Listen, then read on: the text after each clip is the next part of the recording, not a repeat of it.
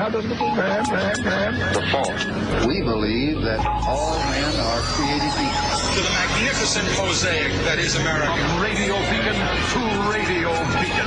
I have a dream today. Change has come to America. Believe me. Knock, knock.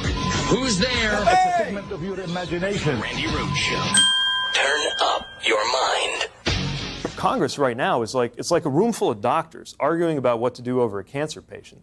And half of them are arguing over whether medication or surgery is the best approach, and the other half are saying cancer doesn't exist. Think of what a disservice this is a life or death issue. So how do you plan to help communities of colors in times of climate change-fueled disasters? Thank you. That is a key question because we need environmental justice in this country. People who are economically disadvantaged and people of color, many times they're the ones left behind. And when those houses get ruined, and you can see it in the Bahamas right now, when those houses go down, it's often the houses of those that can afford it the least. As we experience more storms with more intensity, we need to both take the right steps to prevent climate change so that that won't happen, but then when it does, if it does, to address it, no matter who you are, and make it affordable, in part through that National Flood Insurance Program. I'm committed to doing that. I'm going to warn folks right now. If you elect me your president, I'm going to ask more from you than any other president in your lifetime. Because I grew up from parents who taught me if there is no struggle, there is no progress. We can ignite that moral imagination of this country and we can deal with this problem. As big as it may seem, it's not bigger than who we are as a people together. Believe me. Yes. So did you watch seven and a half hours of climate change? Did you watch?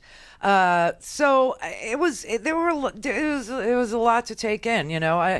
And then the only thing that I think people will remember is Elizabeth Warren, because she was amazing, just got to say, and Joe Biden's eye just burst into bleeding. It's what can I say? I mean, I got a busted lip, so yeah, I get, stuff happens. You still got to show up and they stick a camera in your face. But I don't think he understood. I don't think he knew that his eye was bleeding. And I think it sort of shocked Anderson Cooper. I think Anderson was sort of wanting to tell Biden, your eye is bleeding out, but he didn't. It was very awkward. The whole thing was.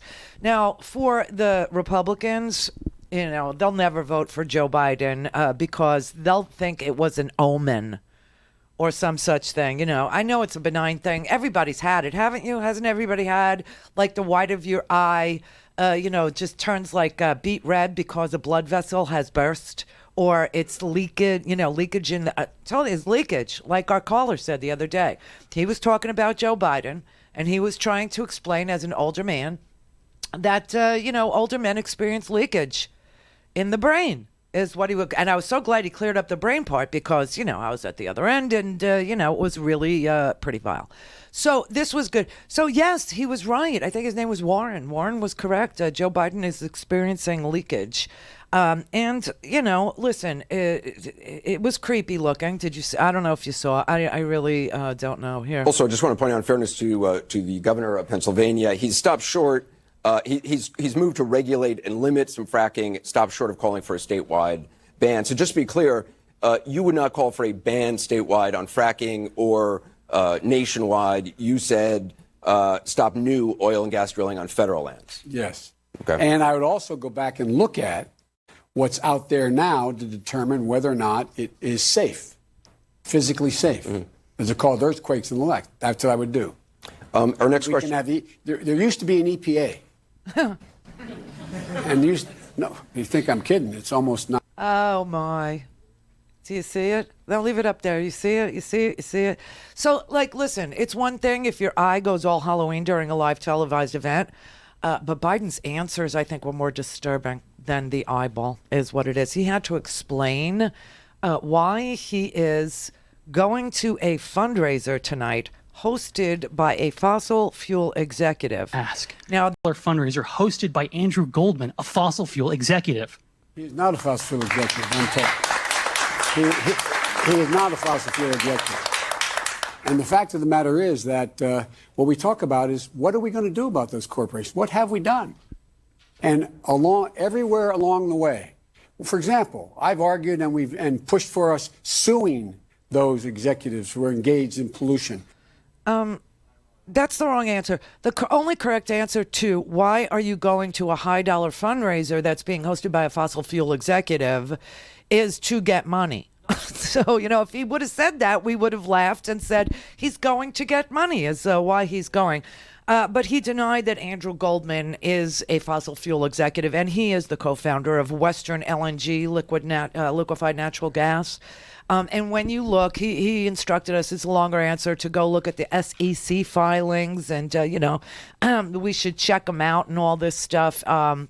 Well, so we did. Western is managed, this is according to their own website, Western Liquefied Natural Gas is managed by a seasoned team of executives experienced in the LNG and related energy infrastructure industries. Western's co-founder is Andrew Goldman, Chief Investment Officer of Hildred Capital Partners. He is a long-term investor in the liquefied natural gas sector. And then there was a press release that came out in 2018 that also spoke of Mr. Goldman as having a present tense role in the company, describing him as, quote, a long-term investor in the liquefied natural gas sector. And when you look at the leadership, you can go to their website and, click on leadership. He's the second person listed under the leadership on Western site. So just for the sake of clarity, because I think everybody, can understand that his eye just spontaneously erupted. It's happened. It's happened to me. It's happened to everybody. But the answer was worse than the bleeding eyeball. Yeah. And he's had 2 brain aneurysms. And so when, I had to look it up. I've had these before, and I know what they are, and I understand that they're benign. It's a benign situation. It's not like, you have to go running to, a trauma center for your injury or anything else, because that's not what it is. It's a benign disorder. It is very common. Most people have had them. They're called subconjunctival. I can't say it.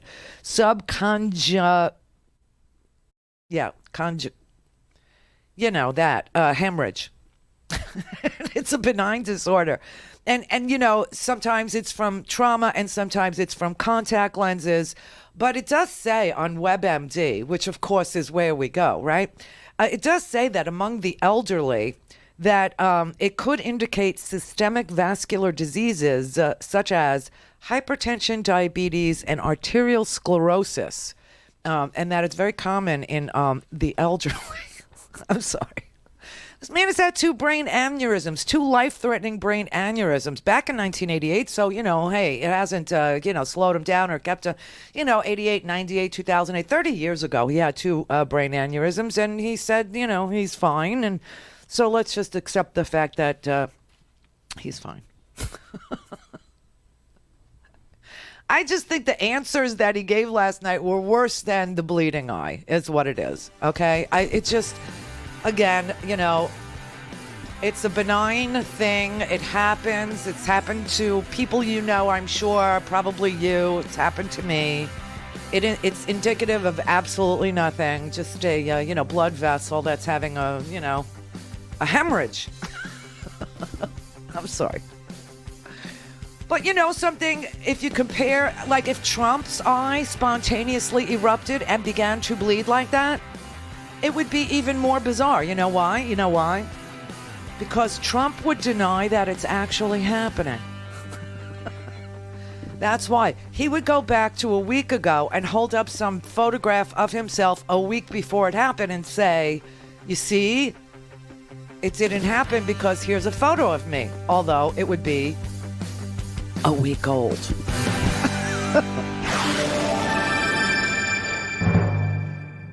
Clear for takeoff. The Randi Rhodes Air Force. Air Force. RandiRhodes.com. All things Randi at RandiRhodes.com. Go for launch. Speaking truth to power. The Randi Rhodes Show. Last month, you tweeted, Donald Trump believes climate change is a hoax. Donald Trump is an idiot. Do you feel... Did I say that? Well... Yeah, I did. Forget the word idiot. It is so dangerous. It is. It is dangerous. We are the most powerful country on earth. We should be leading the world to a global energy transition, and you have a president who thinks it's not real. That is idiotic. And as it relates to those Republicans in Congress, where I've now been for 2.5 years, every one of those members need to look at the babies, the grandbabies in their life, and then look in the mirror and ask themselves, why have they failed to act? Because on the issue of this climate crisis, I'm going to tell you, I strongly believe this is a fight against powerful interests. And leaders need to lead. So lead, follow, or get out the way. And get out the way starting with Donald Trump. What bothers me most about what's going on in the country today, we're walking around with our heads down like, oh, what are we going to do? We're in such great trouble. This is the United States of America. There's not a damn thing we've not been able to accomplish once we set our mind to it. You should not be stressed out about the water that you are drinking and your kids are drinking. And this is, again, the problem with having the almighty dollar running our society, where people look up and say, oh, replacing the pipes is expensive, or, oh, another substance would be more expensive. Are you kidding me? You know what's expensive? Poisoning our kids. Yep. You don't get to ruin the air for everyone else, the water for everyone else, the soil for everyone else. We don't just to help giant corporations. They don't get to make our kids sick. They don't get to shorten lifespans because it increases their profitability. In the year 2100, when my 8-year-old son, Henry, is going to be 88 years old, this planet will have warmed 4.5 to 5 degrees Celsius. As scientists say, at that point, we are screwed. That is the lay of the land. Those are the facts. That's the creepy part. And, you know, as this is actually being discussed, you have the Carolinas now being hammered by Dorian. This storm, the reason why it was so frustrating, the reason why, you know, it was just a nightmare for us, not because we got flooded or hit or wind or anything. I mean, you look at the Bahamas, there's 2 islands there that barely exist. Those people have to come out of there. We're going to have to take them, or other islands are going to have to make room for the tens of thousands of people that live on Abacoa and on Grand Bahama. There is no way to live there. The bodies, they're just discovering them now. So now they're up to 80 dead. You know, I mean, it's like Puerto Rico, 3,000 people died. And what you have to do is you have to clear out the bodies once the sun comes up, because here's the whole disgusting truth. If you don't, then you get diseased water. You get cholera. You get all kinds of, side effects from dead bodies decomposing in the water. So, I mean, you know, we could extend TPS to the people of the Bahamas and have them come here, you know, temporary protected status, and have them come here. But meanwhile, this storm isn't even over. And Trump is so busy saying he got it right and showing a Sharpie marked map from a week ago when this storm was such a look. The last 4 years, this is what's so sick about this man. Okay, the last 4 years in a row, the Atlantic, where we live over here, has seen 4 consecutive years of Category 5 hurricanes. Donald Trump is very busy sitting there telling you nobody ever heard of a Category 5 and blah, blah, blah, and I never heard of such a thing. And listen, and then he's showing you an old map that's been marked with some sort of a marker, a Sharpie. I mean, it's trending. It was trending on Twitter last night, called Sharpie Gate. Okay, and meanwhile, you have people still in harm's way, because the real damage from a hurricane is not the wind, although it can be. It can rip your roof off if you don't have, a proper roof. But the real damage is the water and the storm surge, and Charleston, South Carolina is finding out exactly what we're talking about, okay?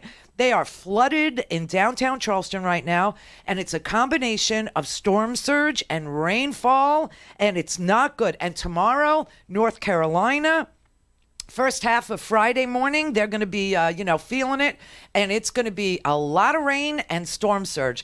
And the president of the United States is literally sitting there trying to say that there's nothing wrong with using a doctored map from a week ago to make himself right, to make himself correct, when the National Weather Service had to put out their own advisory saying, Alabama, you are not in harm's way. You will see no high winds. You will see no water. You will see no flooding. You will see no rainfall from this storm. This storm is not going to you, right? As the storm is barreling down on the United States, President Trump used an altered map of Hurricane Dorian's path while in the Oval Office today to show that Alabama might have been hit, as he had said, and been it's a mocked Sharpie online for saying. CNN's White House correspondent Caitlin Collins joins me now.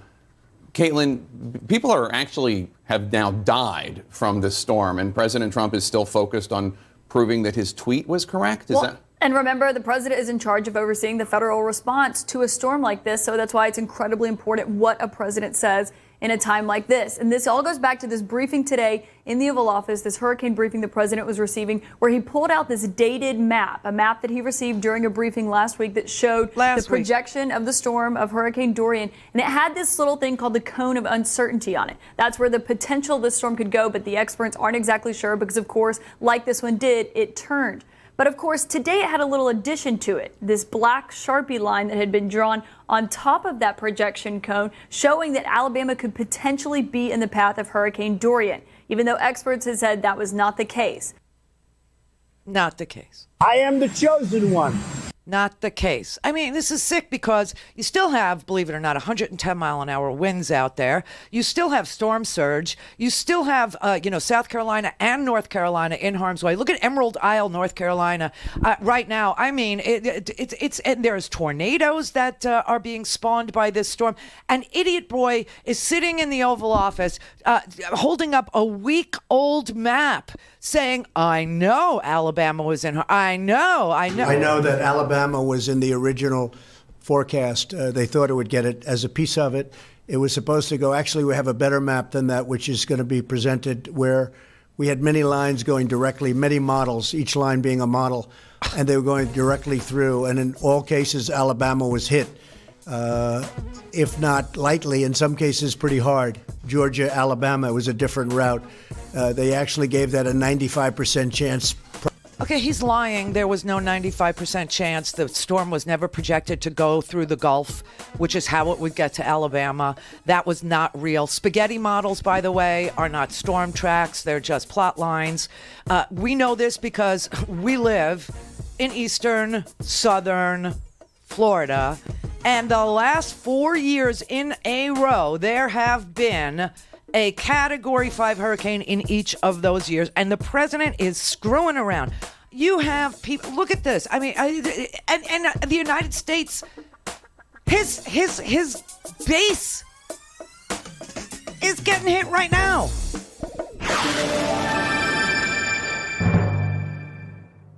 Call in, connect. To speak to Randi, call 561-270-3844. 561-270-3844. For the most part, I am trying my best to hold it together. It's extremely frightening.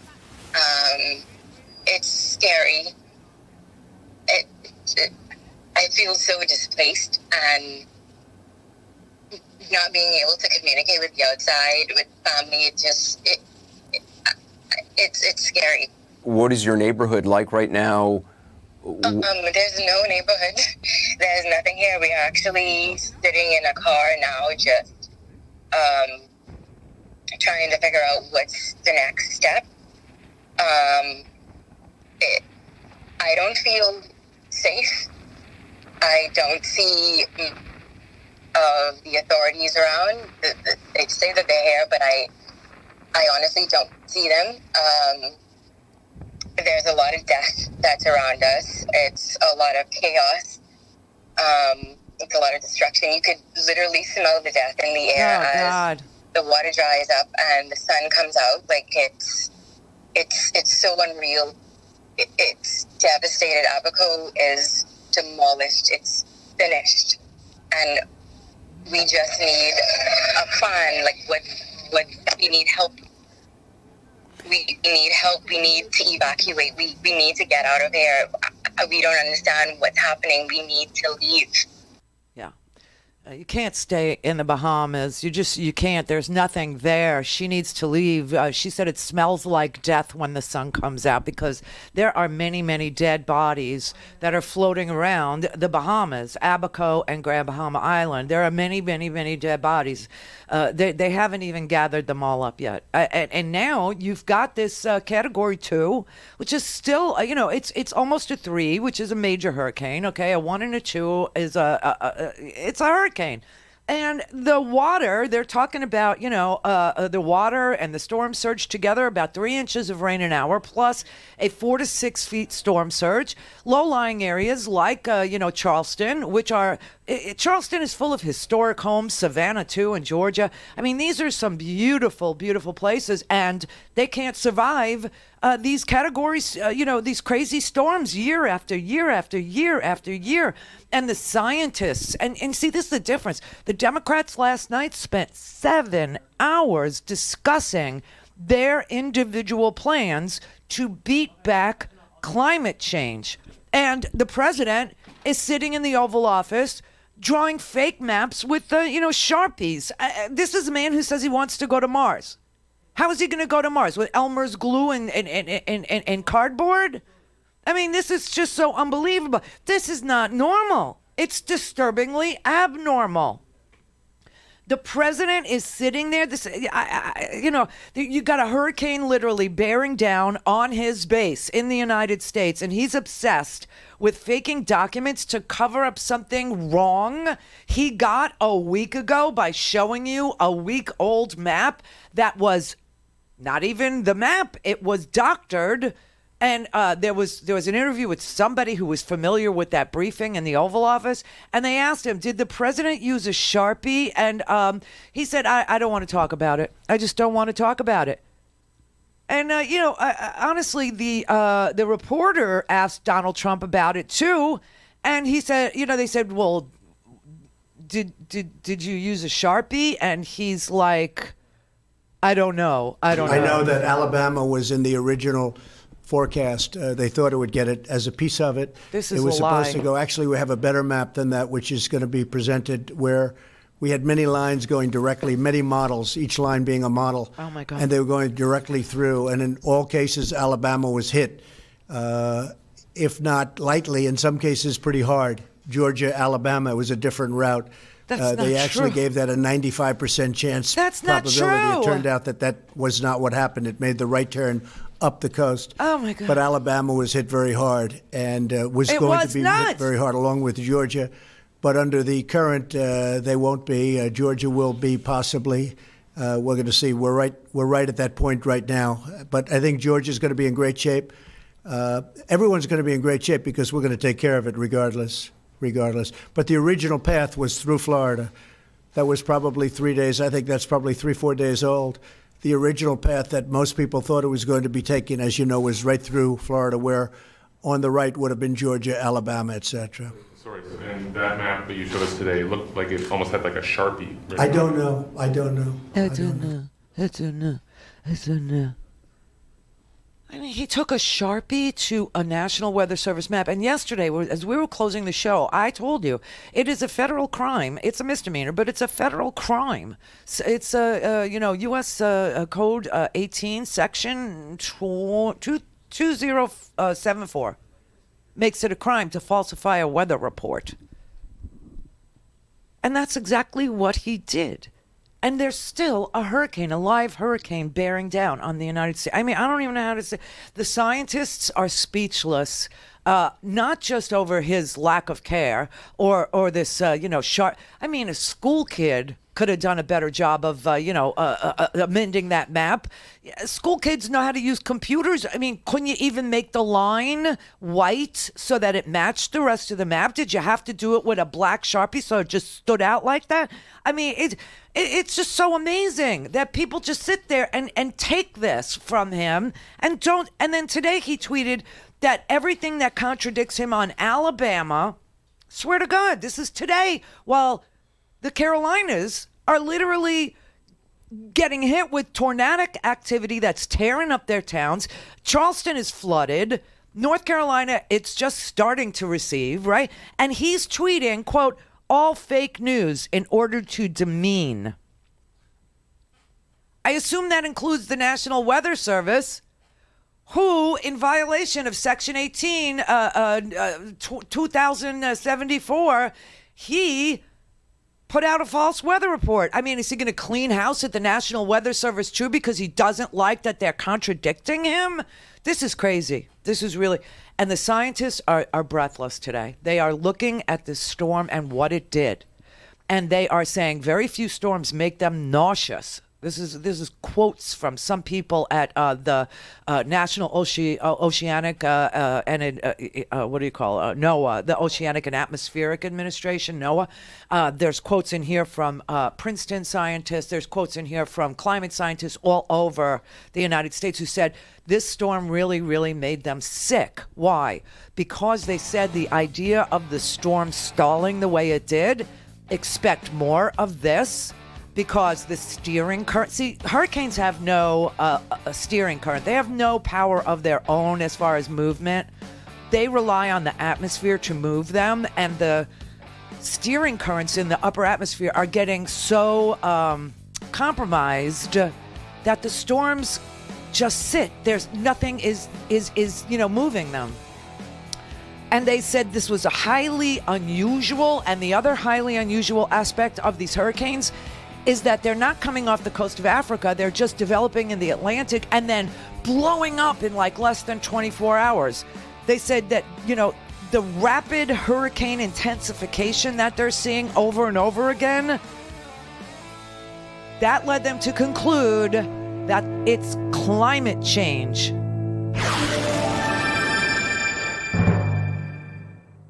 Clear. This is the Randi Rhodes Show. To speak with Randi, dial 561-270-3844. That's 561-270-3844. I want to talk about the ways we make change and how we think about change. We've been talking about a carbon tax for a very long time. And like I said, we've had some regional experiments, some different places, and it's been shown to have some good effects. But I actually have a more aggressive plan that I want to move to. I want to think about the three areas where we get the most carbon pollution in America right now. And what are they? They're in our buildings and homes, right? What we're burning. It's our cars and light-duty trucks that we drive. And it's the generation of electricity, where we're still using a lot of carbon-based fuel to make that happen. So you may remember that Governor Jay Inslee said, let's get tough on this, and let's put in place some real rules about this. So what I've adopted is by 2028, we don't have any more new building that has any carbon footprint. By 2030, we do the same thing on vehicles, on our cars and light-duty trucks. And by 2035, we do the same thing on electric generation. That'll cut 70% of the carbon that we are currently spewing into the air. That's how you make a real difference. Can you see the difference between the Democratic candidates and the President of the United States and his administration? Can you see the difference here? He's, holding up pieces of cardboard with Sharpie markers on it. A week later, during a major hurricane, while the scientists are literally sitting there saying, oh my God, we're nauseous, because in the last 4 years, we have had 4 Category 5 hurricanes. There was a study that just came out. It is so blunt. The language, just like Elizabeth Warren, it's very straightforward and it's very blunt. And it describes its conclusion, okay? And this is from NOAA. NOAA is the National Oceanic and Atmospheric Administration. They published this really striking, super blunt finding. The Atlantic has already seen highly unusual changes in rapid hurricane intensification compared to what models would predict from natural swings in the climate. Researchers now conclude climate change plays a significant role. Natural variability. Natural, like people say, well, it's winter now and then it'll be summer. You know what? That's natural variability. Here's what they said in this sentence. One sentence. Natural variability cannot explain the magnitude of the observed upward trend. You get that? There's just a whole host of issues that come along with rapid intensification, and none of them are good, said Jim Cosin, one of the study's authors, a hurricane expert with NOAA. Okay? He said the rapidly intensifying storms means that there are more strong storms overall and that they create much more risky situations. Now, just since 2017, $400 billion worth of damage. $400 billion worth of damage. The president is siphoning off billions of dollars to build a stupid wall. He's taking it from the military, who desperately needs their water cleaned up, okay?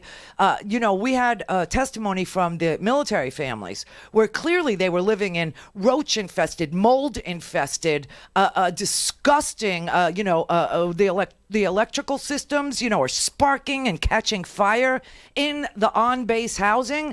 And he's going to siphon off from 27 military projects, like $3.6 billion to build his stupid wall. And we've got $400 billion worth of repairs we need to do because he's very busy turning regulations back that simply say things like, use more energy efficient light bulbs.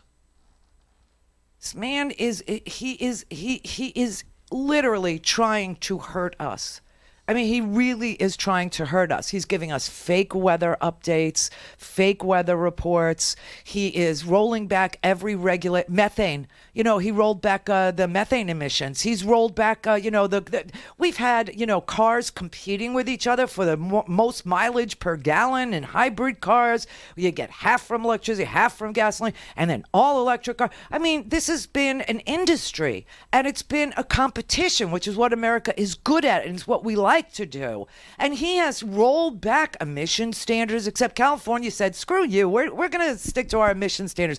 Yesterday, for some stupid reason, in the middle of a horror movie on the East Coast and in the Atlantic Ocean, a horror freaking movie, he's rolling back, standards on light bulbs, which will cost you $100 a year per family more to not use an energy efficient light bulb, and will contribute to greenhouse gases. It makes no sense unless you're trying to sabotage your own freaking country's standing in the world and its quality of life. Honestly, I mean, you got articles all over the place. This is another one from the Washington Post today. The headline on it is "Slow, Intense, and Unrelenting: The Science Behind Hurricane Dorian's Most Dangerous Qualities." And the science is clear. This is the first sentence of the article. The science connecting climate change to hurricanes like Dorian is strong. Warmer oceans fuel more extreme storms. Rising sea levels bolster storm surges and lead to worse floods. They spent the whole summer analyzing 70 years of Atlantic hurricane data at NASA. And a man named Tim Hall reported, he works at NASA, that the storms have become much more likely to stall over land, prolonging the time when a community is subjected to the devastating winds and the massive amounts of rainfall.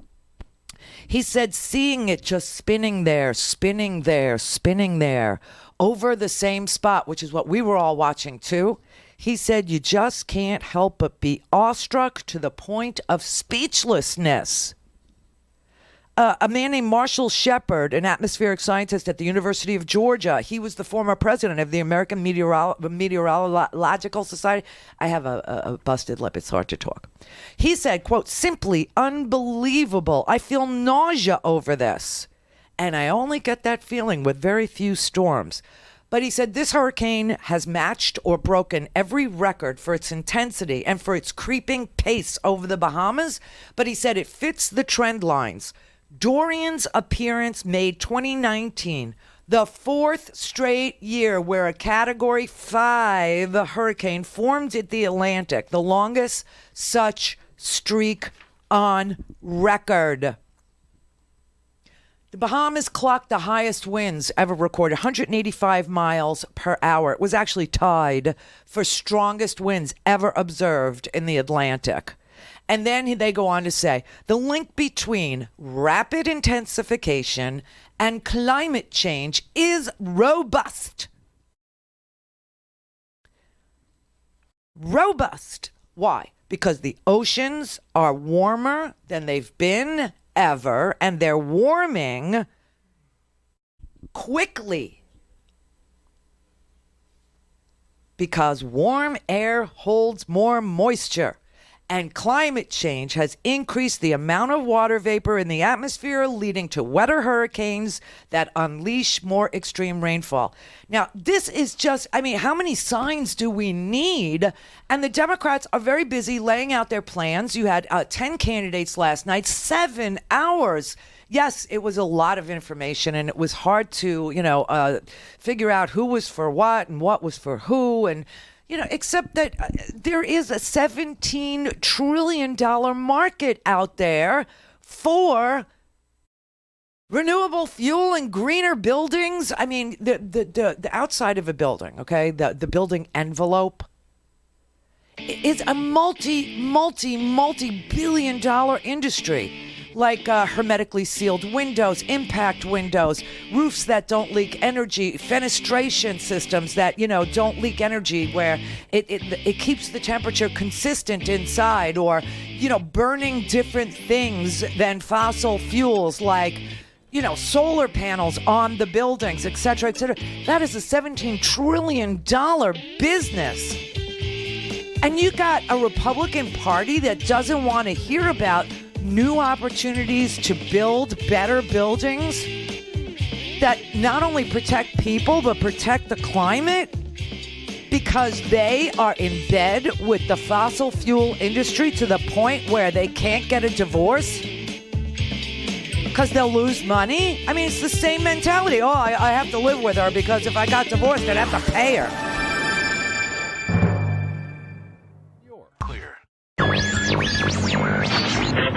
Mary had a little ram. The fault. We believe that all men are created equal. To the magnificent mosaic that is America. From Radio Beacon to Radio Beacon. I have a dream today. Change has come to America. Believe me. Knock, knock. Who's there? It's a figment of your imagination. Randi Rhodes Show. Turn up your mind. A quick question about going from the worker to the consumer. Today, the president announced plans to roll back energy-saving light bulbs, and he wants to reintroduce 4 different kinds, which I'm not going to burden you with, but one of them is the candle-shaped ones, and those are a favorite for a lot of people, by the way. But do you think that the government should be in the business of telling you what kind of light bulb you can have? Oh, come on, give me a break. Is that a yes? No, No. Look, there are a lot of ways that we try to change our energy consumption and our pollution. And God bless all of those ways. Some of it is with light bulbs, some of it is on straws, some of it, is on cheeseburgers, right?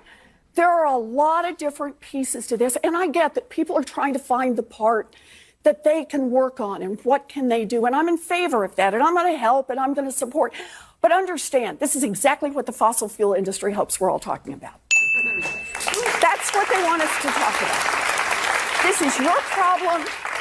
They want to be able to stir up a lot of controversy around your light bulbs, around your straws, and around your cheeseburgers. When 70% of the pollution, of the carbon that we're throwing into the air comes from 3 industries, and we can set our targets and say by 2028, 2030, and 2035, no more. Think about that right there. Now, the other 30%, we still got to work on. Oh no, we don't stop at 70%.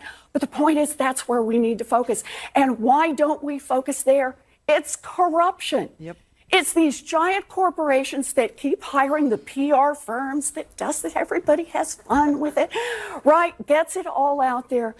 So we don't look at who's still making the big bucks of polluting our earth. And the time for that is past. We have a chance left in 2020 to turn this around, but we are running out of time on this one. So we've got to do this in 2020, and that means the first thing we've got to do is we've got to attack this corruption head on in Washington and say enough of having the oil industry, the fossil fuel industry write all our laws in this area. No more. No. She's so right about all of that. And the idea that, the Trump campaign is selling plastic straws. That's a PR thing. That is a PR firm who's working for the fossil fuel industry that wants each American to be set on the other American, set upon each other about cheeseburgers and plastic straws versus paper straws and, garbage like that. And that is 70% of all of the emissions. 70% of all the problems we have is the way we build and what we burn at home in order to heat those places, in order to cool those places, right? What we burn: electricity, heating oil, liquid natural gas, fossil fuels, right? The other one is cars that we drive. What are we burning to power our cars? Could it be electric or could it be something else? And how do we get electric?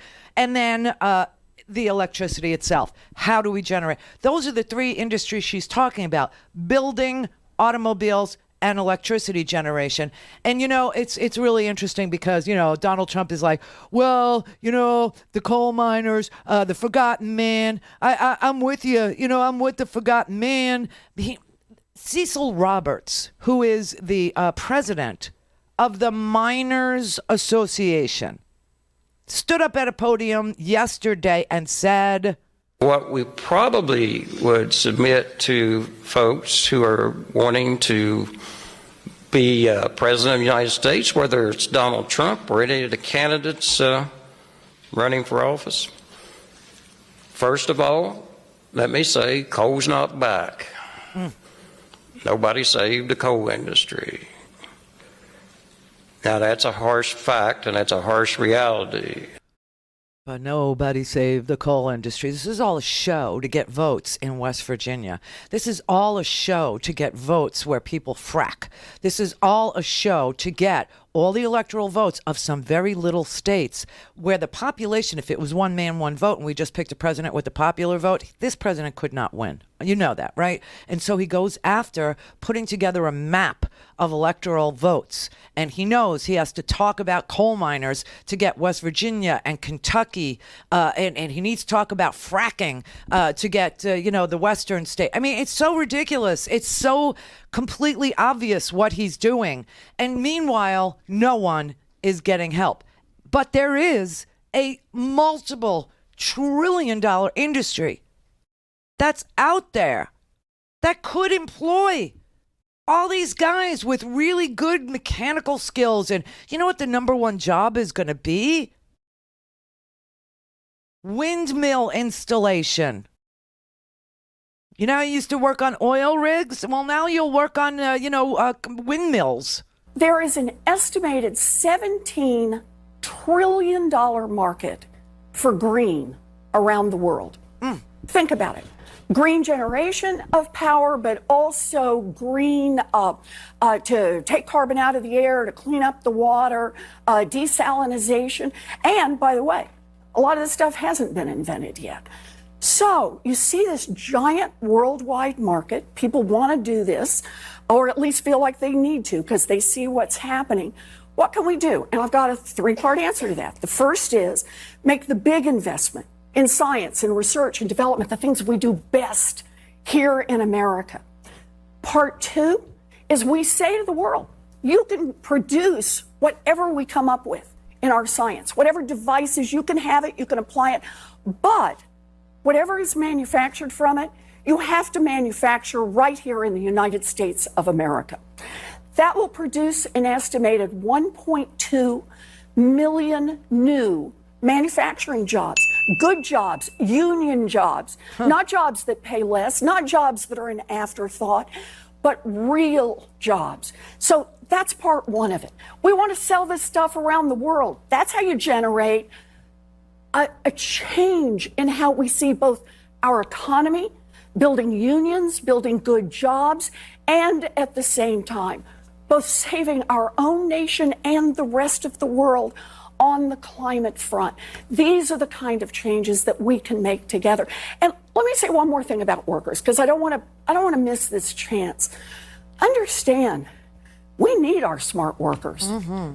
We need the guys and the gals who've been sitting around for a long time, who know how to read plans, and they know how to move big equipment, and they know how to help us, because we're going to need to rebuild our infrastructure around this country. There are places where we're going to need to harden our infrastructure. The oceans are rising. I visit a lot of port cities. I live on. We are going to have to make big change, and that means we need our workers. There's a market out there, a humongous, gigantic, multiple tens of trillions of dollars to be made by doing what is right for this planet, doing what is right for other countries, doing what is right for our it's just so amazing. So instead of going underground and mining, you will now go above ground and build a wind turbine, or you'll be on a roof installing solar panels. The technology, you got to think of it like we thought about the military-industrial complex during the 40s and World War II. We didn't have an Air Force. We didn't have a Navy. We didn't have we had to build everything.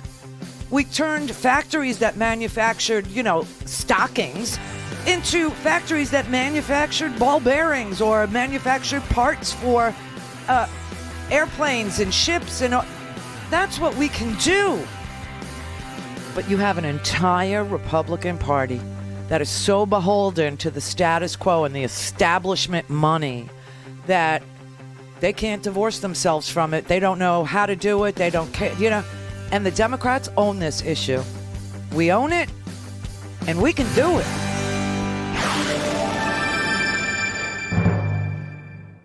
Clear for takeoff. Randi Rhodes Air Force. Air Force. RandiRhodes.com. All things Randi at RandiRhodes.com. Go for launch. Speaking truth to power, the Randi Rhodes Show. We thought we'd give you a update on the hurricane. We got lucky in Florida, very, very lucky indeed. We had actually, our original chart was that it was going to be hitting Florida directly. Maybe I could just see that, Kevin. It was going to be hitting directly, and that would have affected a lot of other states. But that was the original chart. And you see it was going to hit not only Florida, but Georgia. It could have was going toward the Gulf. That was what was originally projected. And it took a right turn. And ultimately, hopefully, we're going to be lucky. It depends on what happens with South Carolina and North Carolina. But it's heading up the coast. Let him live in his fantasy world, okay? We will solve the real problems that, need solving. This man is not interested in solving any of your problems. He is only interested in two things: making you afraid of whatever it is that's happening and telling you who to blame for it. Now, I don't know, how you're going to stand there and rage at Mother Nature. I don't know. I don't know how that's going to help you, North Carolina. I don't know how that's going to help you, South Carolina. I don't know. Do you think they put that up on the refrigerator for the president? Look what you did. We love it. Oh, listen, like I said, a school kid could have done a better job of forging the map. They actually drew it in a black Sharpie. Couldn't you do it in a white line so nobody would have really noticed that you had Sharpied it? This is just, he is bizarre. Obviously he is not a quality person. He's a bad person. He's a mean person. He's a petty person.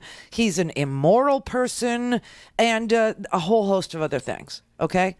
But that he would put out fake weather forecasts and that a week later still argues the point while North Carolina and South Carolina are staring down a Category 2 hurricane, which is 110 mile an hour winds and 4 to 7 foot storm surges. It's just beyond belief. It is beyond anything anybody has ever seen in this country ever before. And it has to come to an end because we got serious problems. We need serious people to solve them, and they have serious plans. They were discussing them for 7 hours last night. 7.5 hours. Actually, it was on at midnight. Poor Corey. I think he was the last one before I went to sleep. They were all there, and they're all trying to tell you a couple things. All right, everybody's got a slightly different plan. Klobuchar, she thinks there's such a thing as clean coal. This is why. She's a smart girl. She's got a sense of humor. This I know.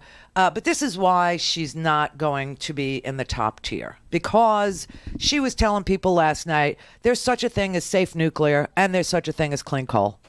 You answered a Washington Post questionnaire on fracking by saying that you don't want to ban the method of extracting oil and gas, but would like to regulate it better. You said that safe nuclear power, along with cleaner coal technologies, should continue to be developed.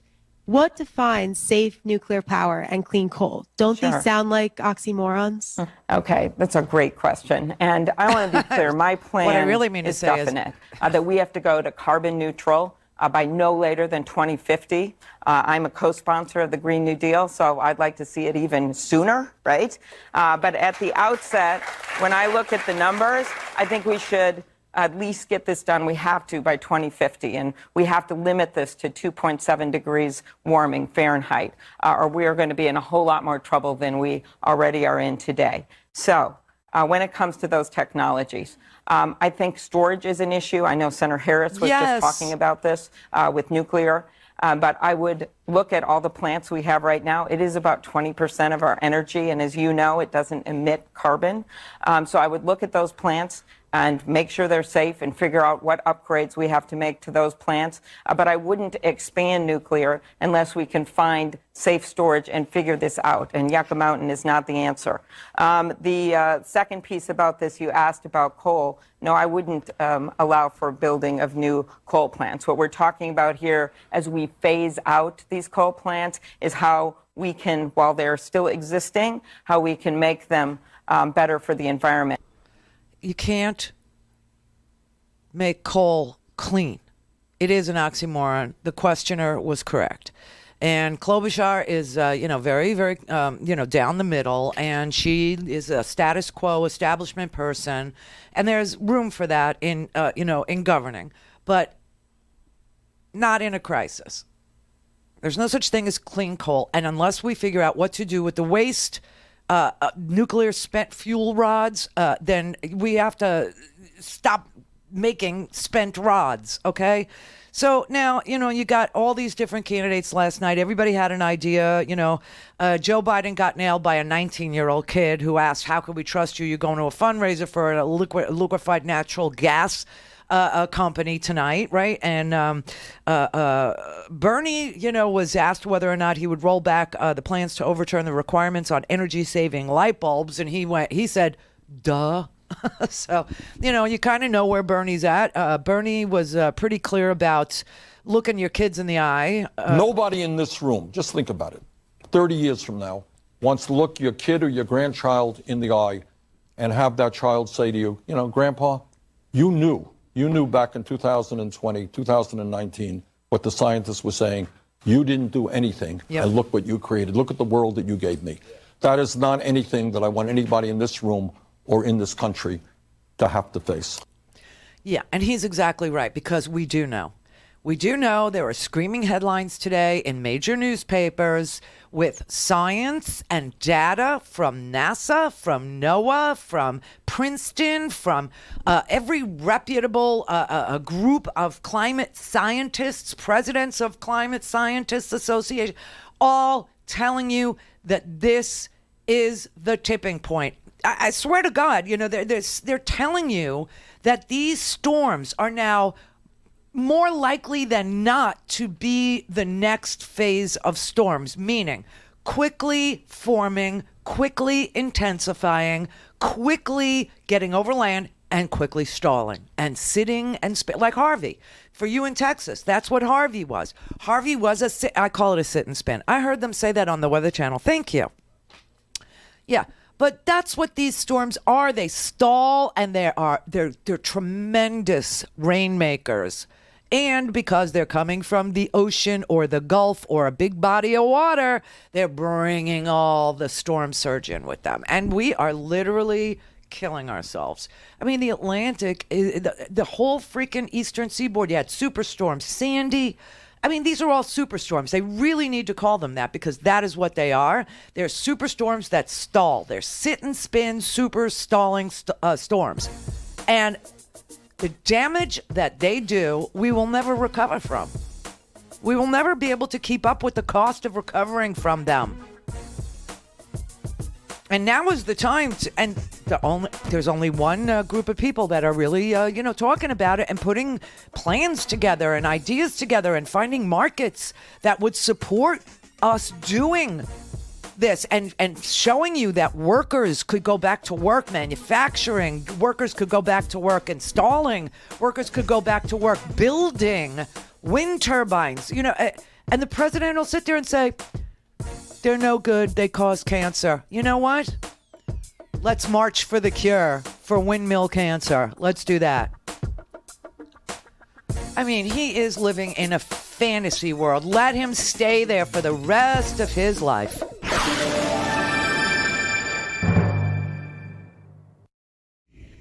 Call in, connect. To speak to Randi, call 561-270-3844. 561-270-3844. I mean, listen, guys, let's just be really clear. Donald Trump, he's got everybody excited about those crazy tweets. Meanwhile, with this hand, quietly undoing regulations that were built up over years, including incredible stuff that the Obama administration did, and quietly undoing that. So everybody's distracted by the crazy tweet. Meanwhile, completely deregulating industry. Methane. He literally deregulated methane. He tried to, roll back clean cars and mile efficiency. I mean, really, what is wrong with him? Unless he's trying to destroy us, unless he's trying to hurt us, unless he's trying to, destroy this planet or this country, it makes no sense what he does. It makes no sense. And the new thing that he did was, he is violating the Constitution. Article 1 lays out what the legislature can do, and it says that only they can appropriate money by passing laws. That is the only way that money gets spent in this country is when Congress appropriates it, not the president. The president is not supposed to be able to spend a dime. And the president is reprogramming. This is the new fluffy word for stealing from the we all thought, we got a military industrial complex. Yeah, and all the money goes to them and goes to them. So he puts all the money into the military industrial complex and then he steals it. Did you ever think that we would see a reduction in military spending because Donald Trump was stealing it to build his stupid wall? But that's what he's doing.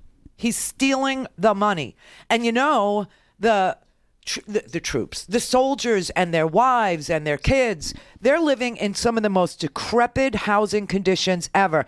Yeah, I actually was watching C-SPAN months ago. I played you this clip before of these military moms testifying to Congress about the situation and the conditions of their homes that they're raising their kids in while their husbands are serving.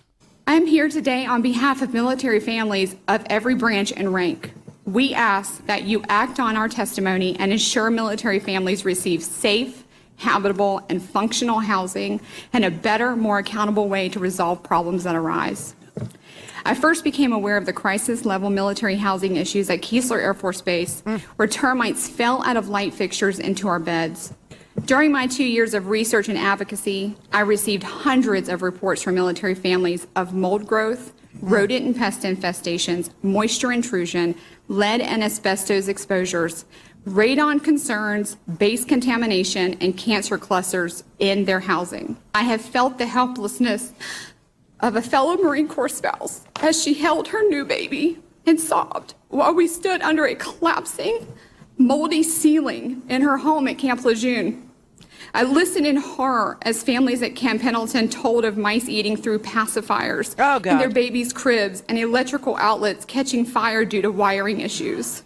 Until recent media reports in today's hearing, our efforts to fight for safe housing were too often met with intimidation, personal attacks, and strategic attempts to discredit us and silence our voices.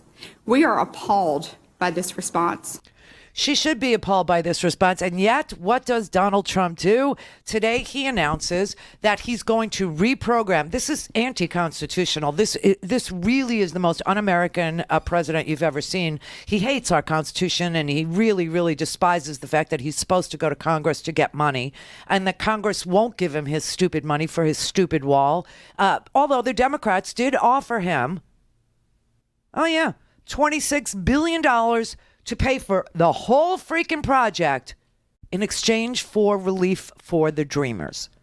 A clean DACA bill. And he walked away and turned it down.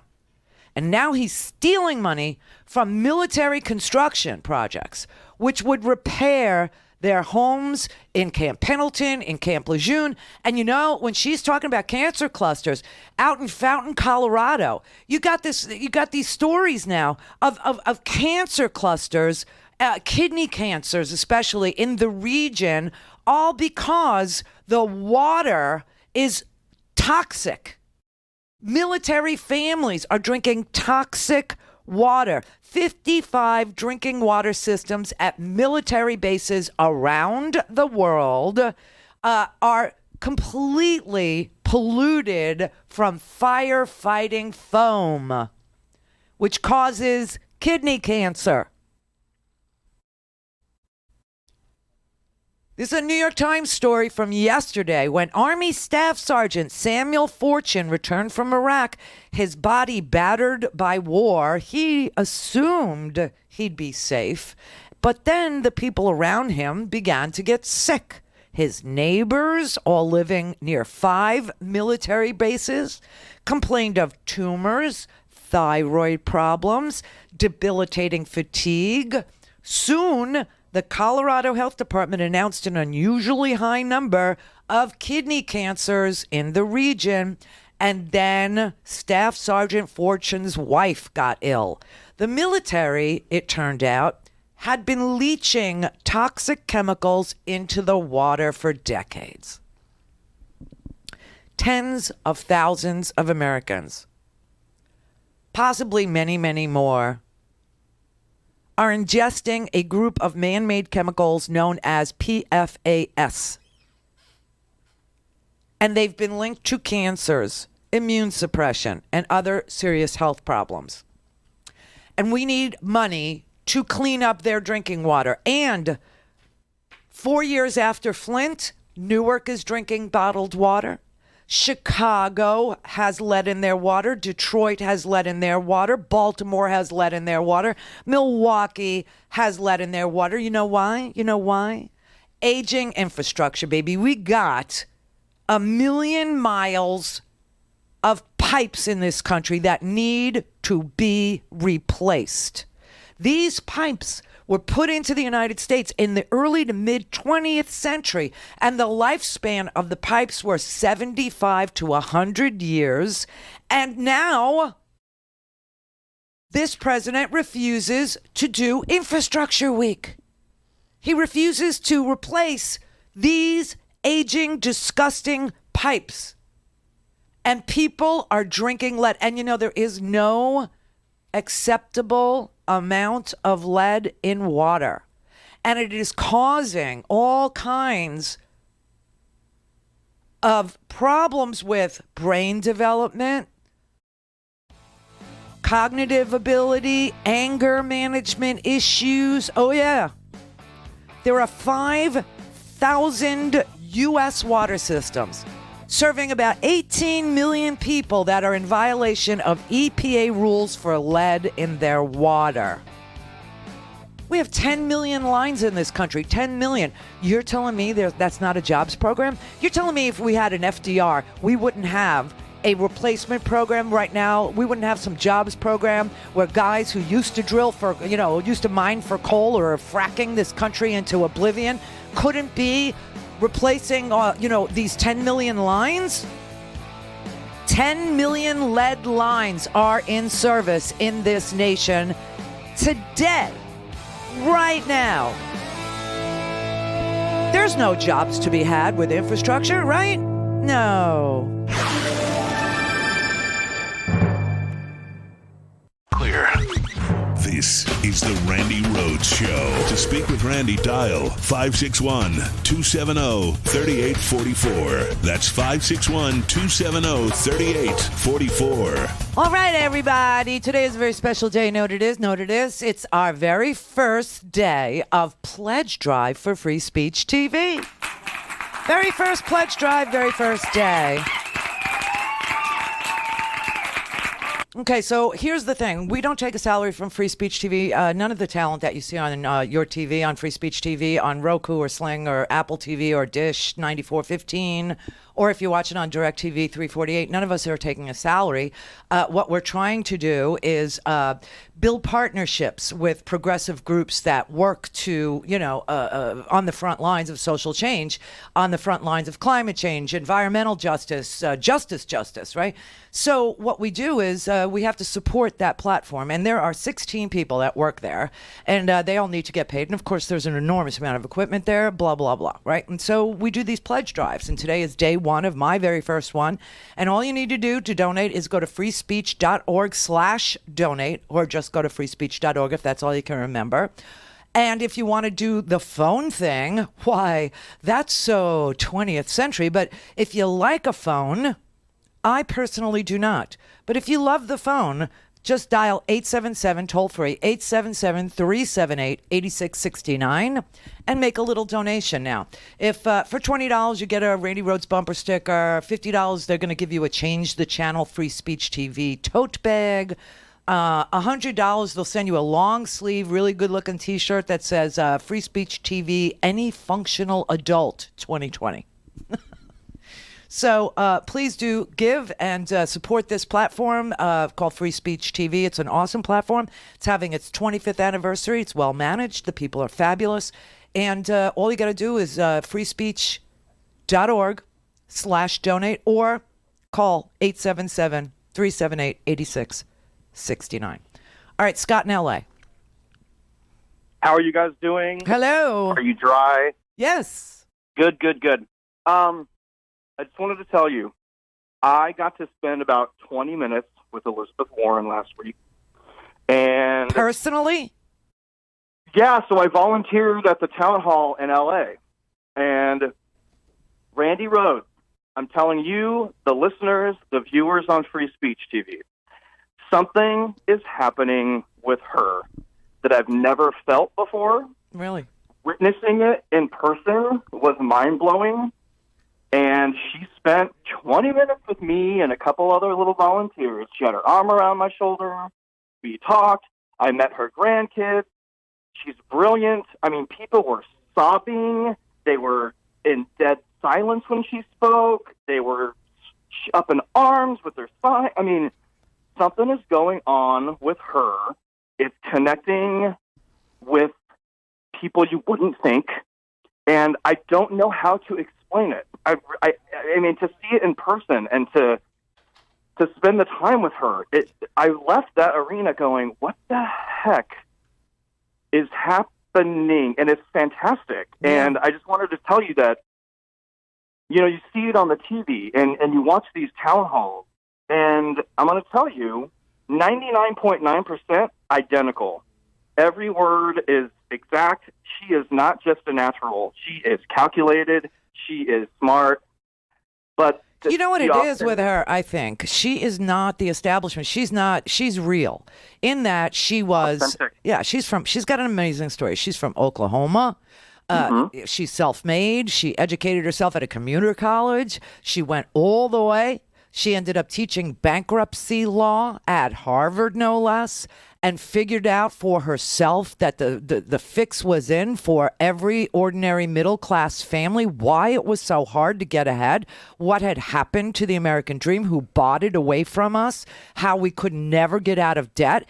Then the economy crashed. She was supposed to run the Consumer Protection Agency, which was her idea in the first place, to protect consumers from these predator loans and the appraisers who were saying my house was worth $600,000. My house was worth $300,000. You know, it's a nice house, but telling me I could borrow $300, more than what I paid for it to get people in such debt. And then when the market crashed, you were upside down, right? You now owed $600 on a house that's only worth $300. I mean, she was amazing. And then they wouldn't appoint her. The Senate would not appoint her to the Consumer Protection Bureau. So she said, you know what? Screw the Senate. I'll run for the Senate. That is the American way. That's what's so magical about her. That's why people, and they sort of kind of told you a lie about her over and over again. She won't connect with people. She can't connect with people. I've never seen anybody so enthusiastic to talk about climate science as I did last night. Oh, I was hot and bothered. And one more thing, just I know you have some Hillary issues. I was a big Hillary supporter when she got the nomination, right? But watching Warren, I go, I get it. I get the problems with that Hillary. I see them now. Yeah. I see, and I'm just saying, I don't know. In the debate next I week, voted for Hillary. Let's be Republican. Let's just be crystal clear about this, okay? I don't tell people who to pick in the primary. I will do it, day by day, appearance by appearance. I thought Elizabeth Warren won the night last night, okay? Yep. However, I have to tell you, back then I felt the burn. So I did vote. I voted for Bernie. If you go to my Twitter feed, you'll see that I tweeted my ballot, which is illegal, but I did it. And I voted for, I did, but I voted for Bernie. And then in the general, I had to fall in line. And I voted for Hillary because this man was a disaster. And that's what people have to do. So for the people that are feeling the burn, go vote for him in the primary. Go do it. You know what I'm saying? If you're feeling Elizabeth Warren, go vote for her. If you're feeling Buttigieg, my kid loves Buttigieg, okay? Jessica really loves Pete Buttigieg. She loves him, and she's probably going to vote for him, and I won't even tell her who to vote for in the primary. Well, that's not true. I will. You're a good mom. That's why. Well, of course I will, and I'll actually, make my mother vote the way I want her to too. So I get 3 votes, is what I get. Well, I'm just telling you, to see it in person, to be in that, and to see the volunteers. I've never worked on a campaign either officially, and these are people with full-time jobs, and then their parents, and then they go and do this for free, and these people are committed. She was, the town hall ended at 7:30. I didn't leave till midnight, and there was still a line around the building. And she loves it. And let me tell you something. This is what infuriates him, okay, is that her crowds are bigger than his. And it infuriates him. And she enjoys it. She enjoys the process. Well, you know what it is? She's a teacher by trade. Yep. It's what she loves. And she can take very complex things and make them accessible, understandable, and tenable, reachable, doable. That's the beauty of her. He talks in circles. He lies. He drives you crazy. He solves no problems. He just instills fear about a problem. He tells you your problem is immigrants when it's really automation. So another thing I like about Andrew Yang is Andrew Yang is explaining to people, if you go into a factory, you're not going to see a bunch of immigrants. You're going to see robots. That is where the threat is coming for jobs. And yet this Democratic Party, they can innovate their way into a new market where human beings are completely necessary to fix a broken system of fossil fuel dependence. I love that about us. I love that. I just do. Well, I'm glad people are volunteering. I think that's excellent. Joe in Chicago. Yeah, hi, Randy. Yes. I love your show. Thank you. My show loves you. And I just wanted to ask you, do you think we can finally get a woman president? Why not? Why not? Yeah. Why not? Yeah, that's what well, why not is because I thought we had one. and then they, just pulled the rug out. Yeah. Honestly, why not? Why can't we have, a president? So what are they going to do? We get another one that wins. Are they going to pull the rug out? So tomorrow, you know what I have here? I have the path to 270 for Donald Trump, like where he thinks he's going to get 270. So tomorrow I'll talk to you about the lay of the land in the Electoral College, but there doesn't seem to be the same path. He's going to have to take a different route because he's not going to get Michigan, okay? He's not going to get Wisconsin, and he's not going to get Pennsylvania. So can we get to 270? Yes. Yeah, but it's so rigged. Everything's so rigged. That's for sure. That's for sure. But that's why it cannot be close. I always told you that. It can't be close. It has to be overwhelming. And it's my responsibility and people like me to get people to vote.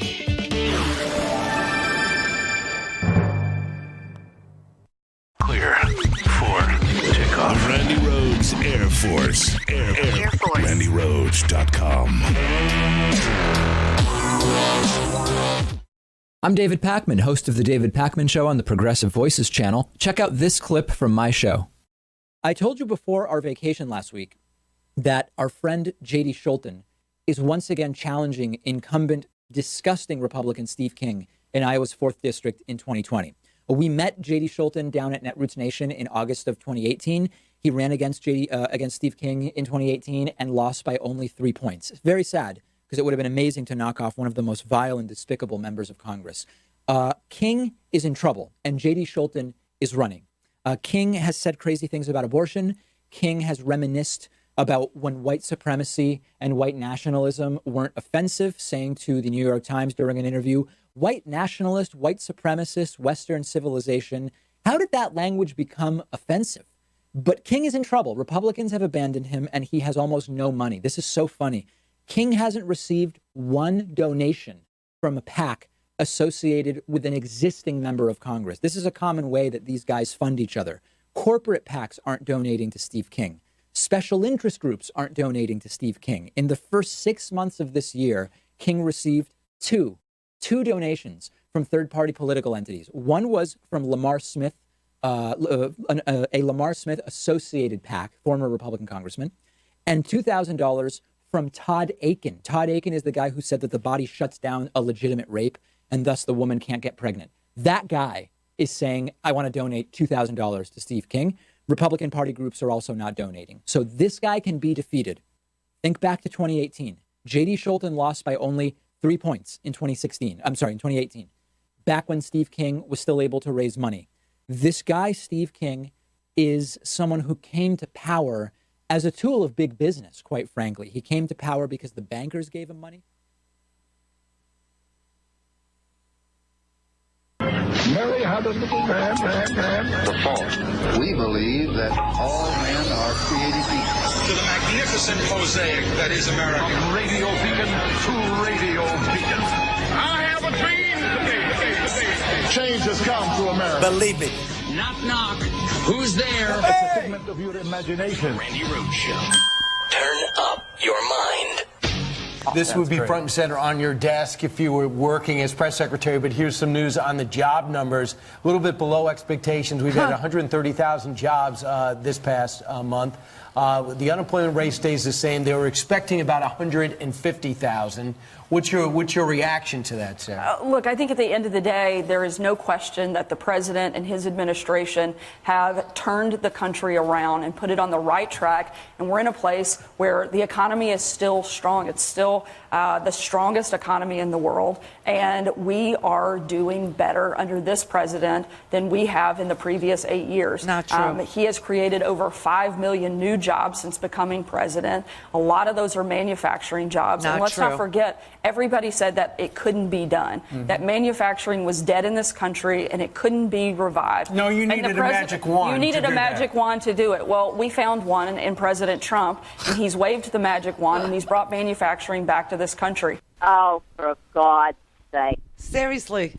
It's not true. None of that is true. Manufacturing is in a recession. We're in the middle of a 6-month slump in manufacturing. Happy Friday, everybody. Happy Friday. Happy Friday, you bastard.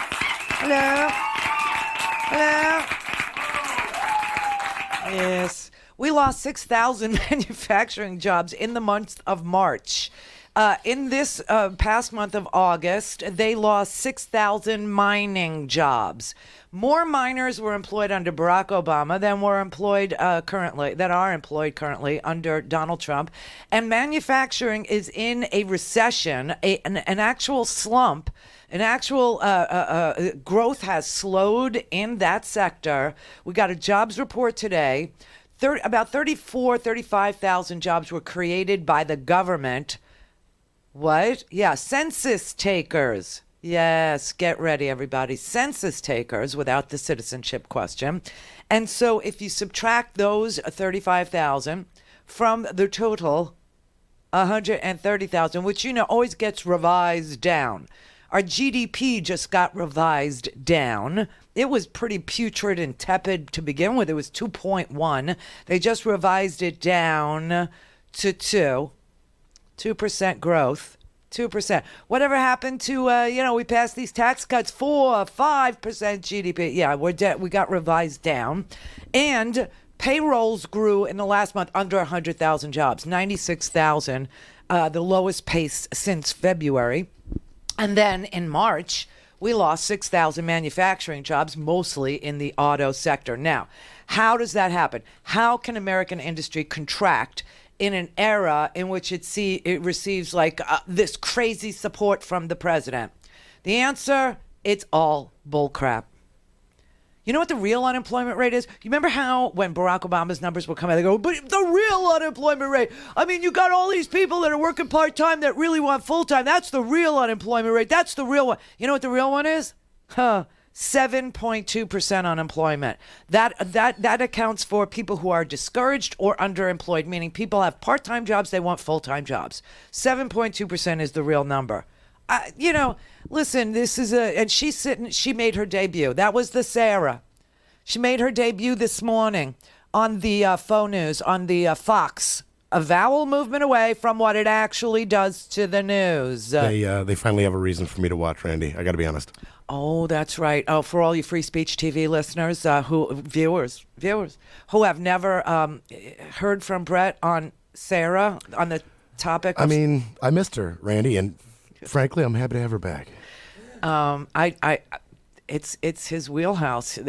He's got a type. My lovely Brett, who runs our board. It's Brett and Scotty. Brett has the hots for Sarah. He thinks she's amazingly hot. I don't know which side he likes. Left side or right side, Brett? Whatever side's looking at me, Randy. He really does. He digs her and digs her deeply. He he adores.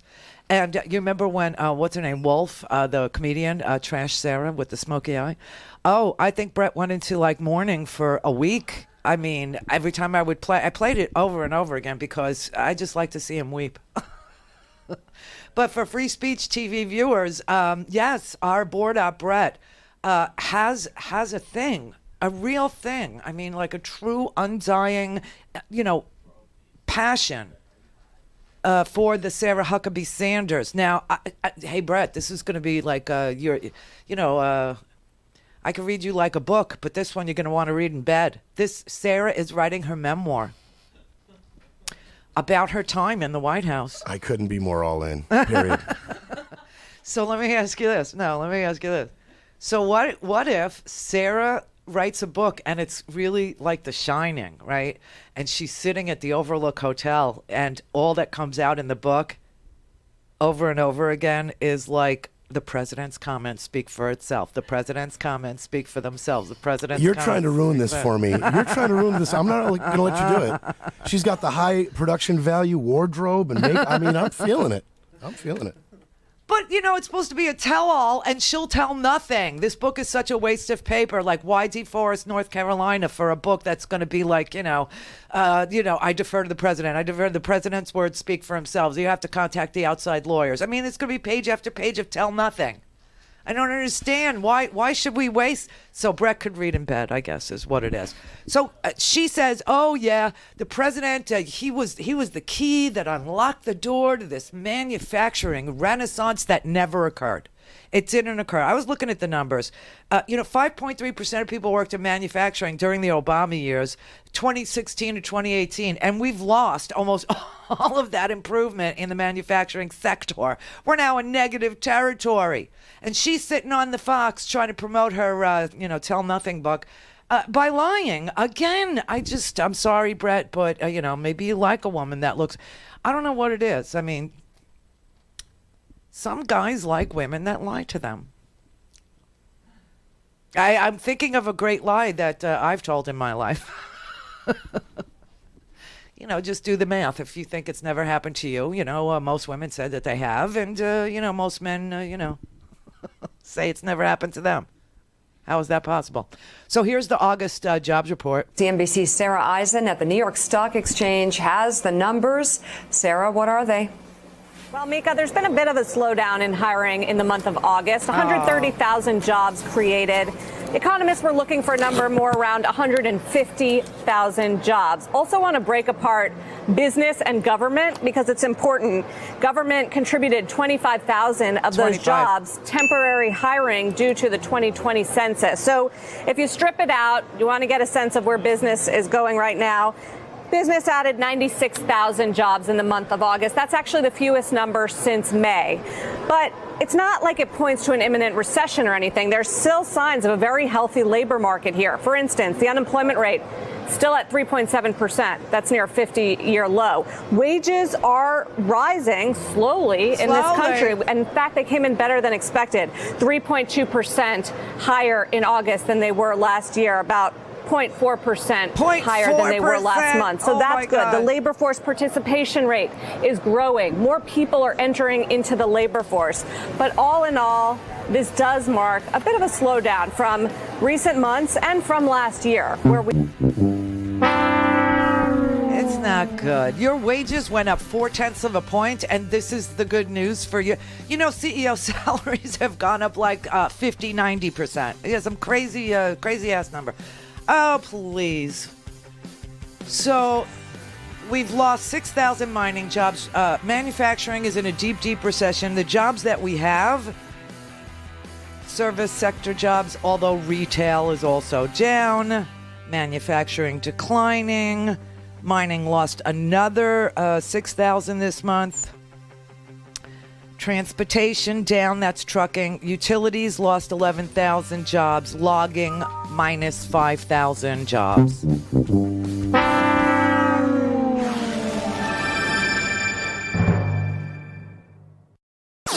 All things Randi at RandiRhodes.com. Go for launch. Speaking truth to power, the Randi Rhodes Show. Now, before we get to our guest, let me address one glaring example of fake news media bias. Pretty much every newsroom in America screwed this up and lied to you by accusing the president of lying. Now, the president issued this tweet.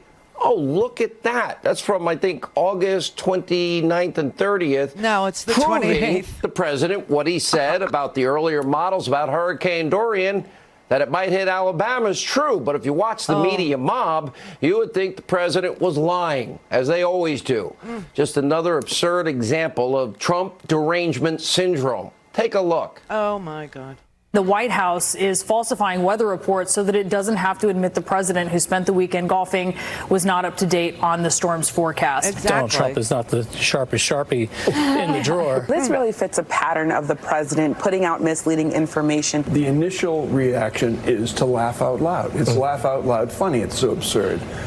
But the other aspect of it borders on being truly dangerous. The Democrats keep looking for an impeachment inquiry to go. This is actually against the law. And this might actually be crumbs for them to say, wait a second, Well, it's right there. A lot of psychotic jackasses in the media mob. I'm sure we'll get their apology. God. That'll be forthcoming. Wish I had time to name every name. So that man has sold his soul, which we're all clear about, right? Yes. And the other hosts on the same channel were pointing out how Donald Trump using outdated information. You know, hurricane reports, I have to just tell you, they come out at least 4 times a day in the lead up to the hurricane. And by the time Trump had tweeted out the tweet that Alabama and gave the FEMA briefing that Alabama was in the cone of uncertainty, the forecast clearly showed Alabama was not. So at the time that he was saying Alabama was not. And every other host on his network, I have to say, was trashing what Donald Trump was doing because it's dangerous what Donald Trump is doing. First of all, while he was doing that, you know, you had a catastrophic event happening. Like, you know, the Bahamas is like 60 miles from where I am. You realize how close that was. It was 60, the Bahamas, I hate to talk about it in the past tense, but Freeport, Bahamas, Grand Bahama Island, is literally, you could do it in a day. You take your boat and you go to the Bahamas. People do it here all the time. In fact, that's what people here are doing now. They are loading up their boats and they are bringing generators, clothes, food, water, you name it. The high school around the corner from my house is collecting all kinds of supplies. And because we stocked up on so many supplies, I mean, we were like stocked up better than any prepper in freaking Wyoming ever thought of being stocked up. So we're giving our stuff to the high school who are arranging for the stuff to be brought over by the trucks of the sea, boats, which Donald Trump couldn't figure out. And they're already telling us right now to prepare yourself for an unimaginable death toll number. That's what they're telling us about Abaco and Grand Bahama, that we should prepare ourselves for an unimaginable number when it comes to the death toll. Now, you know, at the beginning of the hurricanes, the death toll, I mean, Trump stuck to the 16 people died in Maria when the true number had already surpassed 3,000. That is why it's dangerous. You have you have a rear admiral from the Department of Homeland Security, a terrorism expert, right, who provided cover for Donald Trump's ridiculous story, which is now in day 4. He's still doing it. He's still insisting that Alabama was somehow targeted by this storm all these many days later. It's just so sick. And we have a catastrophic incident just 60 miles off of our coast. We were so close. Listen, I don't know why or how we got so lucky here, but just a slight jog of this storm, and you would have been looking at my house on the TV. You would have been looking at an unimaginable death toll in my neighborhood, because we were smack in the bullseye if this thing jogged just a couple of miles, like 20 miles more to the east. An idiot boy who has a house there. You know what the thing, though, about Mar-a-Lago is? You know what? You want to know a detail you need to know? Because I saw a lot of tweets about Mar-a-Lago, you know, and stuff. I just want you to know it is an historic residence. Yeah, it belonged to Marjorie Merriweather Post of the cereal fortune. You know, like Post Toasties and stuff, like, Post cereals. So that was her house. And it was declared an historic monument, basically, to robber barons. I don't know. And so if something happened at Mar-a-Lago, guess who gets stuck with the tab to rebuild it? We do. Exactly. Yes, we do. So what does he care?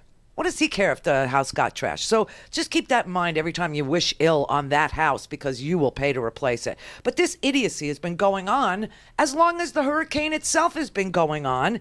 And I got to tell you, North Carolina, South Carolina, flooding, Charleston, flooding, North Carolina, Cape Hatteras, Cape Fear, all those places.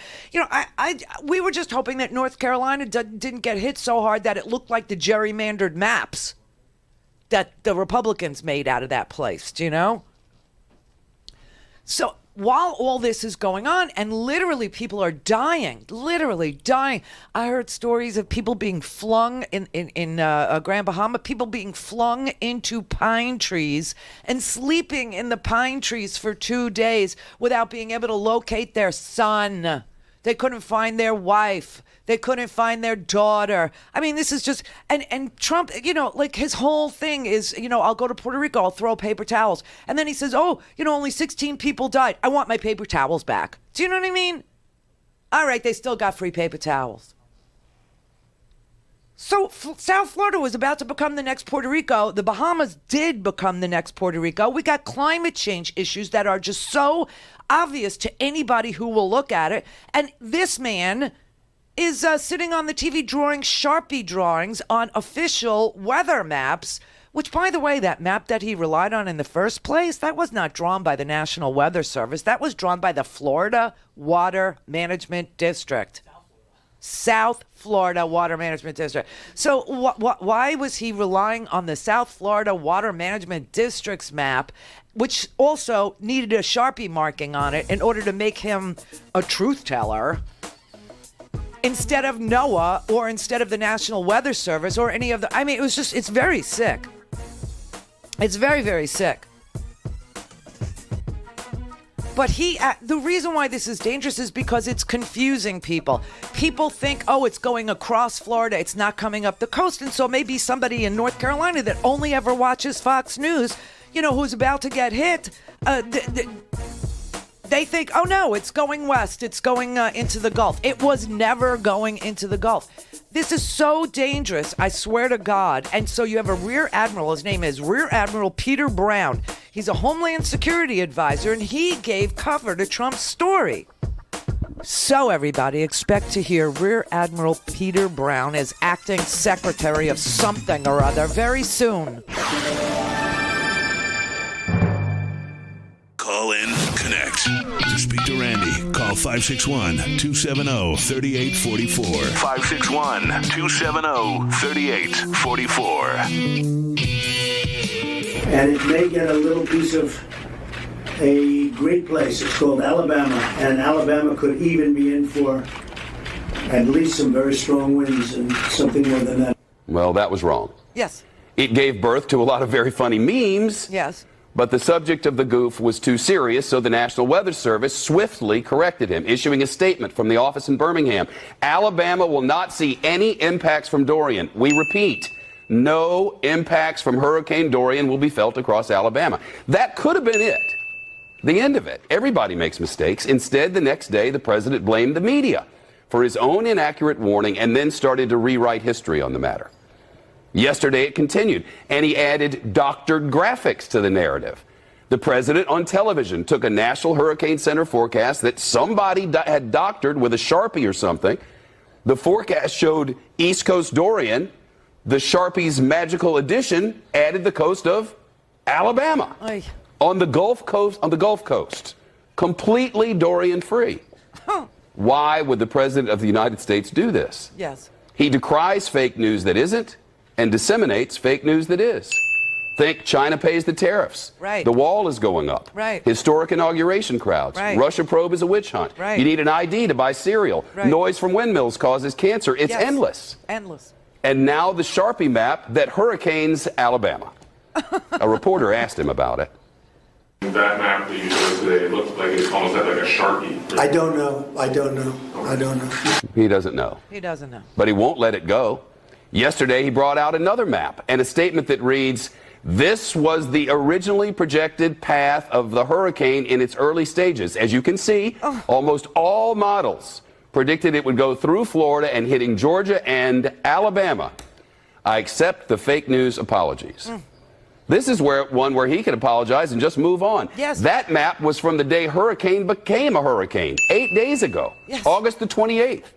It was 4 days old. At the precise time, he said Alabama would likely be hit harder than anticipated. And by then, it was fake news defined on a very serious subject.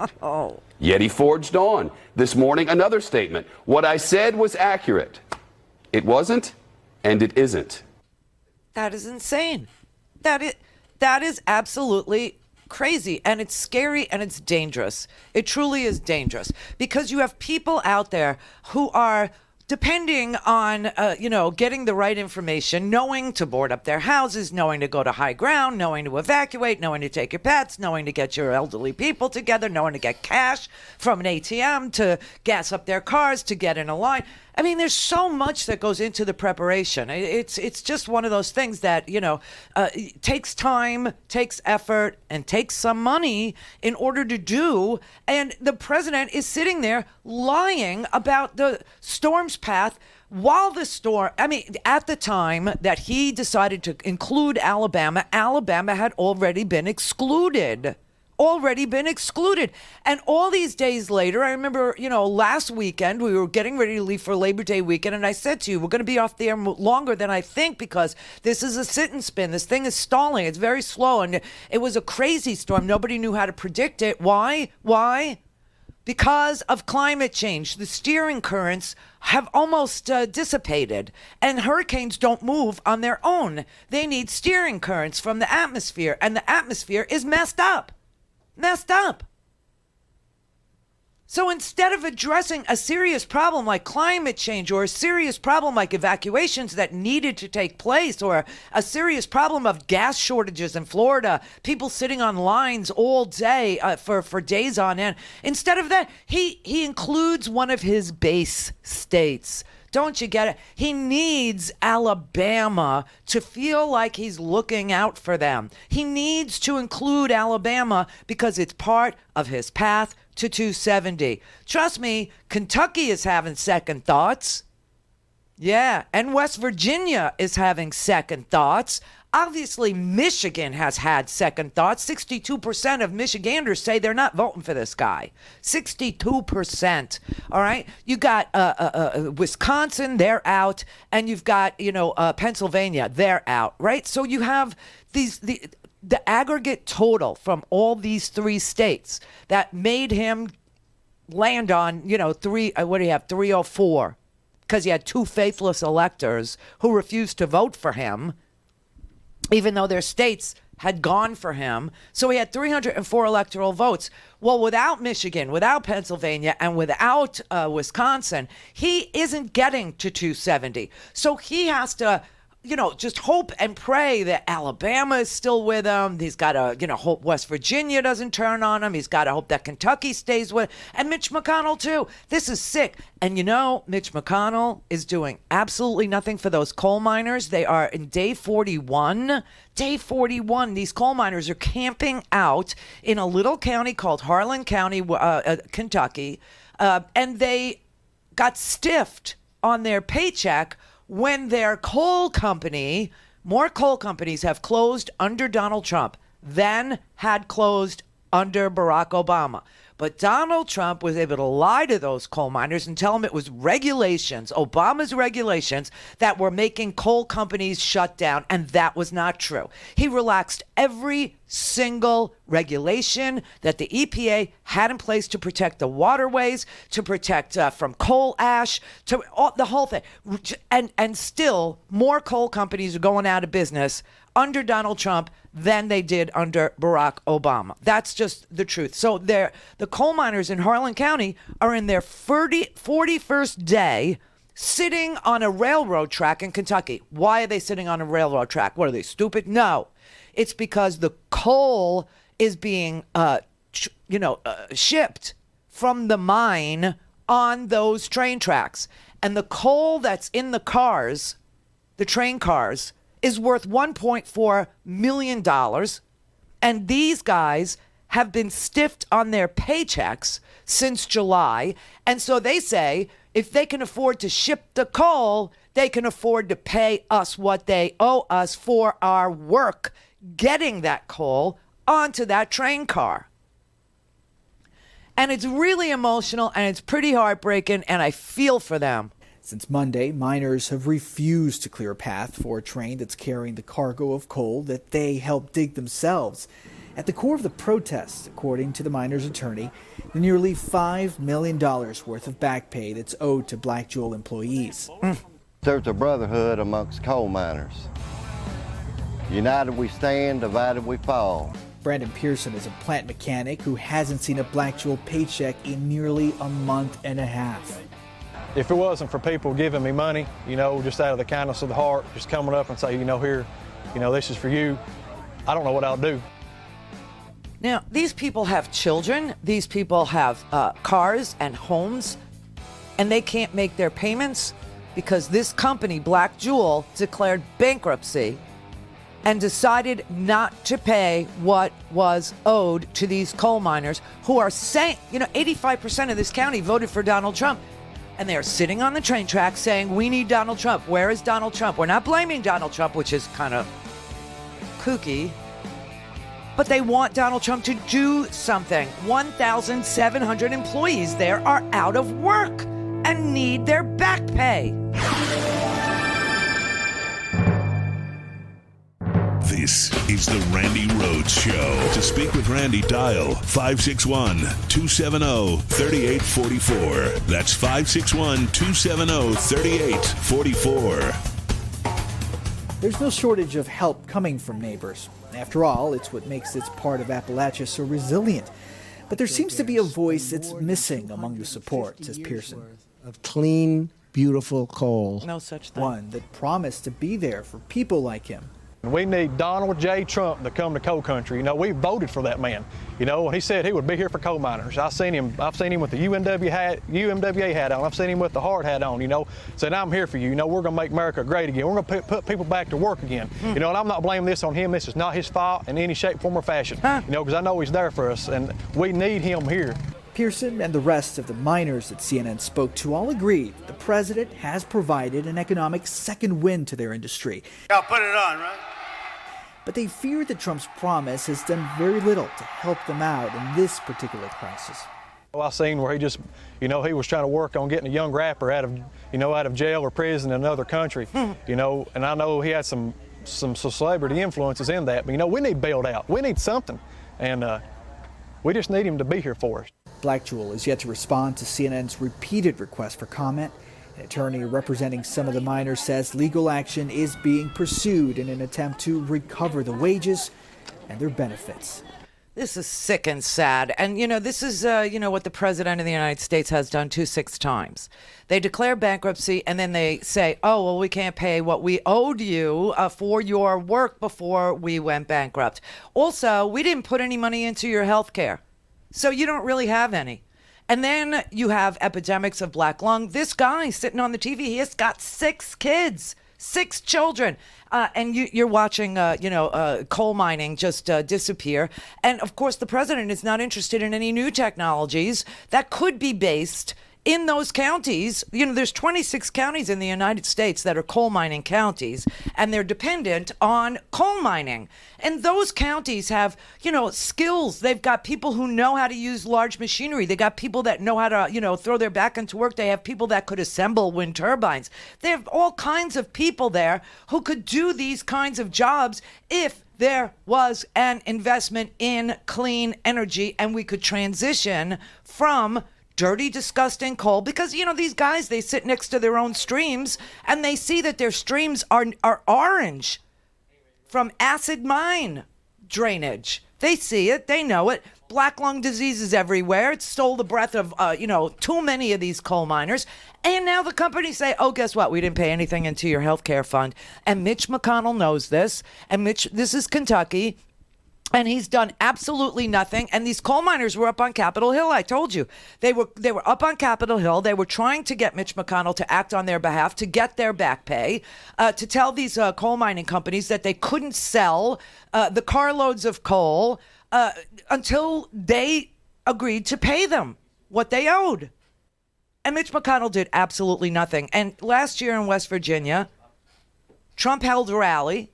And he told the people in West Virginia that coal was back. Coal had come back, and it's just it's the best ever, and everybody's going back to work, and it's a tremendous form of energy. We have clean coal exports have increased 60% last year. Clean coal. Not true. There's no such one of thing. Our big assets that we weren't allowed to use for our miners. You remember Hillary with the coal, right? Sitting with the miners at the table. Remember, that wasn't so good for her.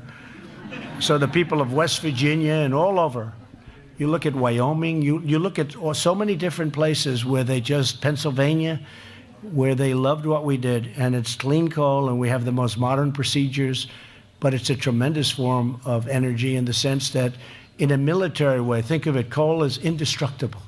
You can blow up a pipeline, you can blow up the windmills, What is the he windmills. talking Boom, boom, boom.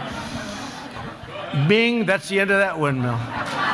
If the birds don't kill it first. You know, this man is dangerous. He truly is. I mean, you've got all these different things that are, how many signs do you need that global warming is real? California, people that lived in paradise can't live there anymore. The whole East Coast, the Atlantic coast of the United States, people are wondering, where can we live? How close can we live? Do we need seawalls? What do we need to do? The weather forecasters, the guys at NASA, the guys at the National Weather, they're all saying, watching these storms, year after year, this has been the fourth consecutive year with a Category 5 storm, and the storms intensify much quicker than they used to. So they develop in the Atlantic. They're not even coming off the coast of Africa. And in the first 24 hours, they go from tropical storms to Cat 5s. There's no steering currents in the atmosphere, so they sit wherever they are. They move a mile, 2 miles an hour. I mean, it's just so unbelievable. And this man is not interested in telling the truth about there's no such thing as clean coal, that we should transition, that there's plenty of jobs to be created in Appalachia. There's plenty of jobs to be created in West Virginia. There's plenty of jobs to be created in Kentucky. If only he would work on it and invest the money in Infrastructure Week. I mean, I told you we have, 10 million lead pipelines in this country that need to be replaced. They were put underground in the 20th century, and they were supposed to last 75 to 100 years. And now time's up. Time to rebuild. And what's happening? Coal-fired power plants are closing all over the country.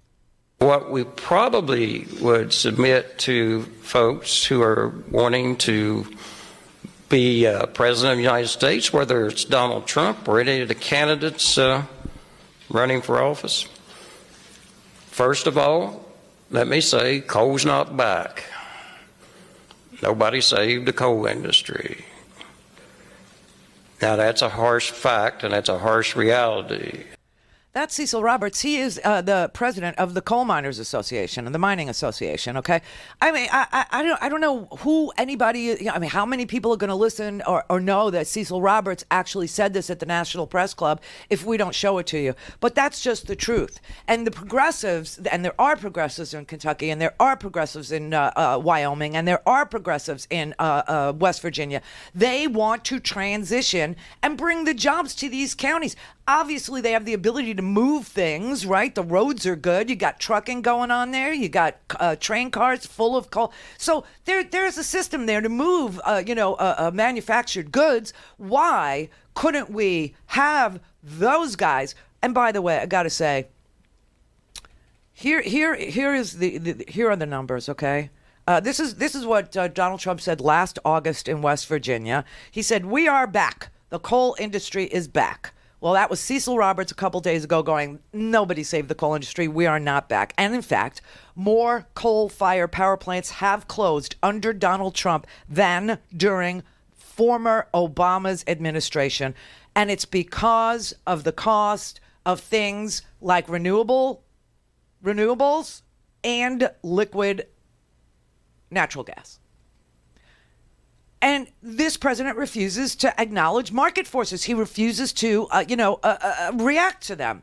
He would rather tweet about Alabama being in Dorian's path. All these days later, it's just so sick. Now, meanwhile, you got real people who are really hard workers, who are really decent people, who are just freaking out and sitting on the railroad tracks, I told you they had to go to Washington in wheelchairs with oxygen tanks. These guys are suffering. There is no clean coal. It doesn't exist. The technology that removes carbon from the burning of coal has not been invented. Meanwhile, these guys had pensions that they were told were theirs. They had, back pay that they have already earned. And Mitch McConnell, their senator, is sitting there letting them starve. Why isn't the United States government in a courtroom arguing on behalf of earned wages? Why? Because they suck on labor laws. They always have. The GOP doesn't give a damn about workers. They don't. They've always been very, lax on labor laws. Fair Labor Standards Act. You could invoke that as the leader of the free world and get these miners paid. Here's what one of the miners said. My family's hungry, man, and I'm going to do whatever it takes to feed them. I will sit here on these railroad tracks till whenever. Now, this county, Harlan County, 85% for Donald Trump. They used to vote. A lot of them voted for Obama.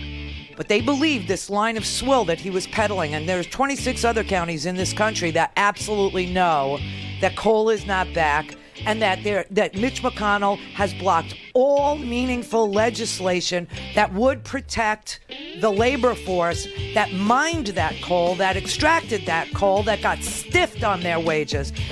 Anybody who wants to look at it can look at it, and you can clearly see that the GOP has a very poor record of protecting workers' rights, like the right to your earned paycheck. I got to tell you, this is sad. This is really sad.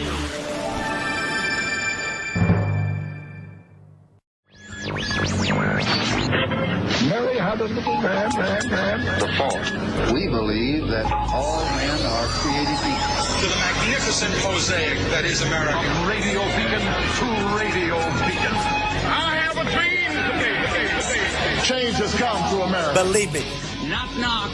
Who's there? It's a figment of your imagination. Randi Rhodes Show. Turn up your mind. There are several Republican senators facing re-election next year who voted in support of Trump's emergency declaration. And now their states will lose money to build the wall. Oh, God. They include North Carolina, Senator Tom Tillis. Wait, hold on. So the state of North Carolina, Oh, my God. their military bases are going to be gutted. That's how the president pays you back for your good faith in him. So $80 million for military construction projects and readiness projects that will not only bring jobs and keep jobs in the state of North Carolina, but will make this country stronger. And Donald Trump is gutting $80 million from Tom Tillis. Martha McSally in Arizona couldn't stop Donald Trump from gutting $30 million from Arizona military bases. Oh, this is rich. Moscow Mitch, the $62 million, that's actually, we don't know how many rubles that is, but it's a ruble equivalent of $62 million. Cory Gardner, state of Colorado, $8 million stolen from his military projects. Look who's next. Lindsey Graham, $11 million stolen from South Carolina. And John Cornyn, $38 million stolen from the state of Texas for John Cornyn. That's your loyalty pledge. That's your loyalty pledge. And you know what's really sick about the Colorado situation, Cory Gardner? I told you the story of the cancer clusters that are around these military bases in Colorado specifically. And it's because they have had this foam that they use to fight fires, that the military uses to fight fires in their water supply. And that particular foam is causing kidney cancers. So they need to clean up their water. And Donald Trump is literally stealing from 127 military projects for things like repairs to on-base housing, to the water cleanups that need to be done around military bases where there's cancer clusters. Mitch McConnell's given up $62 million for the state of Kentucky. When I was just telling you about Harlan County in Kentucky, you got the unemployment rate in that county, in Harlan, is 9.4%. You know what the average income is in Harlan for these coal miners who are sick and dying from black lung? $29,000 a year. And they can't, can you imagine living on $29,000 a year and then you get stiffed on pay that you earned starting in July, and now it's September. How in the hell do you survive? And no one will step up for them. It's really sick, but here you have all these Republicans who are up for re-election, including Moscow Mitch, including Mitch McConnell. I mean, how in the world can that man win without cheating? I don't know. I honestly don't know. But you've got all of this innovation just ready to launch. See, this is why every single time we have a Democratic president with a decent Congress, okay? Every time the economy percolates. We have had, I mean, there are so many charts and graphs. I tweeted one out last night to Eric Erickson because he's a dumb, you fill it in, okay? He was saying, oh, I don't care. This was his actual tweet. This is a right-wing lunatic, fringy guy, okay, part of the cult 45. I don't care about climate change, he said. I don't care. What I care about is that the Democrats are going to crash the economy. As if we ever crashed the economy. As if that is our record. No, it's your record. You need to own it. Almost regardless of how you measure the performance of the U.S. economy, the U.S. economy does better under Democratic presidents, and it has for years. And the difference is big. It's huge. So, for instance, under Democratic presidents, GDP just goes woo through the roof. And under Republican presidents, it tanks. You can use different time periods, different measures. You could aggregate it. You could do per capita income, inflation adjusted or not. No amount of BSing is going to change the facts. No amount of smoke blowing, no amount of lying is going to change the facts that the economy does better under Democratic presidents than it does under Republican presidents. And do you know why? Do you know why? Because Democratic presidents understand emerging economies. They understand where to invest. They spread the money out. They don't give it all to the wealthiest Americans to pad their pockets in order to get donations the way that the GOP does. That's just a fact. There are so many things that you could look at with Democratic presidents versus Republican presidents in the economy. Where we spend our money is probably the most important thing. You know, government spending is a huge, huge thing. If you spend on education, if you spend on healthcare, if you spend on infrastructure, which we desperately need, and if you spend on social support, right? Like we were looking at an article today where the Trump supporters, okay, doesn't anybody wonder, like, who is this cult 45 and how does he get these people at these rallies and who's going? Yeah, you know what it turns out? They're like old deadheads.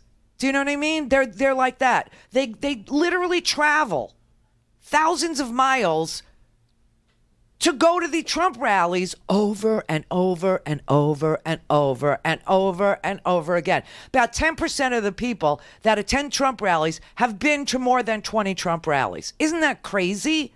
It's like the sickest thing. And when they looked at the profile of these people, like, where do they find the time? They're on disability, or they're on Medicare, or they're on Social Security, or some combination. I mean, this is unbelievable. But the Democrats understand that that they wouldn't have disability. They wouldn't have Medicare. They wouldn't have Social Security if it wasn't for us in the first place. And this is what makes them able to go to these stupid rallies. They go, some people, I swear to God, they're like going to their 50th rally. It's a very sick group. It's like, for the younger people, it's like a Fish concert. You know what I mean? You know what? You need a jam band. The Democrats need their own jam band. But what we do when we spend the money is we don't spend all the money on finance and business. We spread the money around to emerging industries, to fixing what's broken, like infrastructure.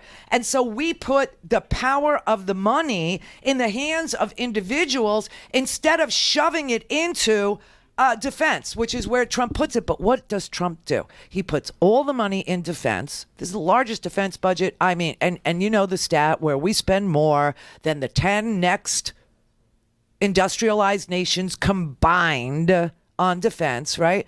And so then what does he do? He steals the money from the defense budget to pay for the stupid wall. The stupid wall takes it out of defense projects that would repair the infrastructure for the military. I mean, I could play you this testimony over and over again. It's just amazing. These women who are living in base housing where termites are falling from the ceiling and mold is growing on the wall in the laundry room where their children play with their toys.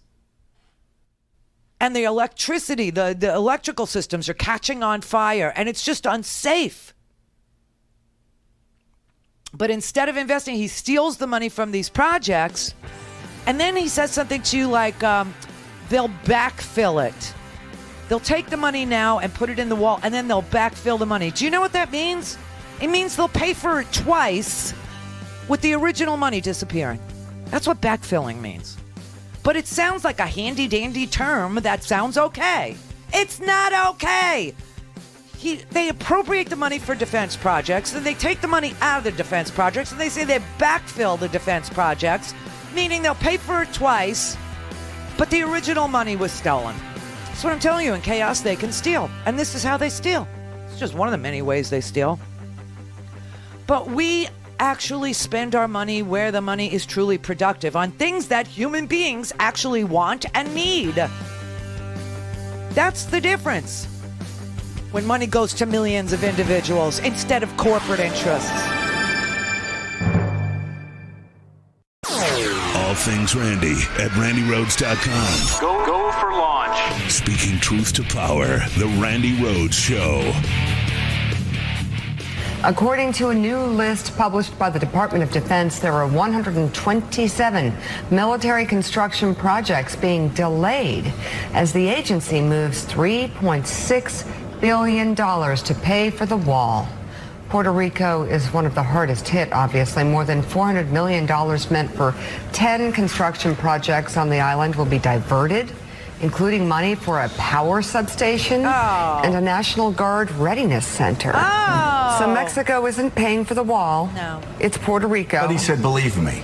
It's the National Guard. Believe me. The diversions will also impact 23 states, with New York and New Mexico both represented by Democrats taking the brunt of the blow. New York is set to lose $160 million for construction projects at the West Point Military Academy. Oh, great. So he's stealing from West Point. Mexico is not paying for the wall. It's Puerto Rico and the National Guard, and it's also the U.S. military. He's stealing from West Point. It looks that way. Really, to build the wall that he promised Mexico was going to pay for, to build a wall that Democrats were actually willing to give him $21 billion for. $26 billion we were willing to give him if he did a clean DACA bill. But instead, who's going to pay for the wall? West Point. Who's going to pay for the wall? The U.S. military. You could see how that did not take off as a chant, can't you? Who's going to pay for the wall? The National Guard. Yeah, it just doesn't have the same feeling that, gives these people who go to 50 rallies while their Social Security checks are coming in. Yeah, 50 rallies. They say they get euphoric in these rallies. But it just didn't have the same euphoric feeling, did it, to say, and who's going to pay for the wall? Mitch McConnell's Kentucky coal miners. It's not as uplifting. See, didn't take off. $3.6 billion. That's what's going to be taken away from 127 projects at U.S. military bases. And the good news for us, who care about no more years of this, who can't stomach the thought of any more years of this, is that he's taking it from places where GOP senators are up for re-election. That's good for us. And that explains why so many Capitol Hill Republicans are not running again this year. So one of the reasons is if you're a safe Republican like Sensenbrenner, you realize that the Republicans are unlikely to win the House back. Yeah. You're going to be in the minority again, and you're either going to be serving with a Democratic president or with Trump again. And if you don't look at Trump the way that Mike Pence looks at Trump, that might not be a good outcome for you. So that's one reason they're leaving. The other reason that they're leaving is they think they're going to have trouble winning their own re-elections, and that's true for several of the House members from Texas. Will Hurd being one of them. Look at all of them. Just saw today the president took money from a military construction project in his district at the joint base in San Antonio to put it toward a border wall that the constituents in Will Hurd's district don't want along the Texas border. Or even perhaps you might see yourself losing re-election in a primary. Congresswoman Martha Roby, whose Alabama 2nd District would have been in the path of Hurricane Dorian's Sharpie down in southeast Alabama. She decided earlier this year that she wasn't going to seek re-election, might have been vulnerable to a primary. She had difficulty with that in 2018. But either from a personal loss reason, you might not return yourself, or just looks like you're not going to have any power anytime soon. A lot of House Republicans are heading for the exit. Bye-bye. Bye-bye. Don't let the door hit you where the good Lord split you. Bye-bye. Bye. Bye-bye. Bye-bye. Now, if those people who have to raise money to get reelected are saying, oh, I can't get reelected, there's no money for us, the donors have dried up, nothing good is happening, the economy is tanking, his ridiculous trade war is killing industry, the manufacturing sector is in a recession, literally, 6-month slump, that is a recession. Coal mines are shutting down, declaring bankruptcy, stiffing the workers. The only jobs in this country are either in professional services or in healthcare.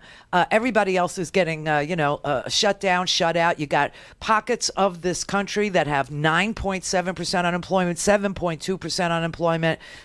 Everything this man says is a lie. He's, an embarrassment. He can't tell the truth. He is, engaged in some self-inflicted wound with this ridiculous trade war of his that has sucked out $200 billion from this here country. $850 billion has been sucked out of the global economy. That's almost $1 trillion out of the global economy because of his stupid trade wars.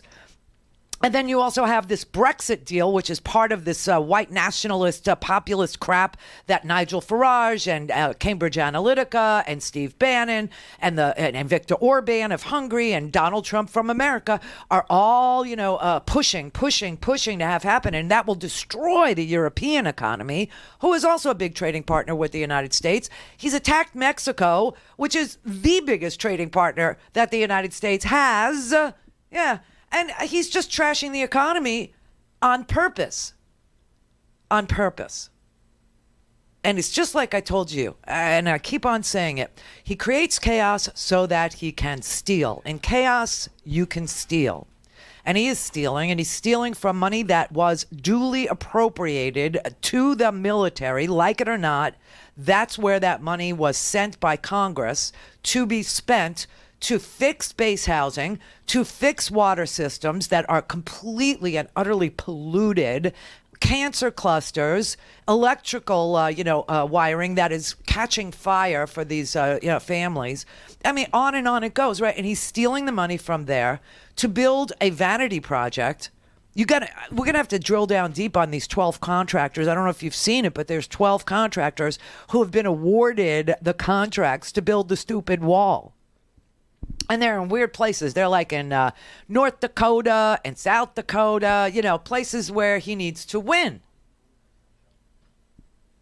But he's stealing the money from things we have to do for the actual people who are the military. The president loves hardware. People, not so much.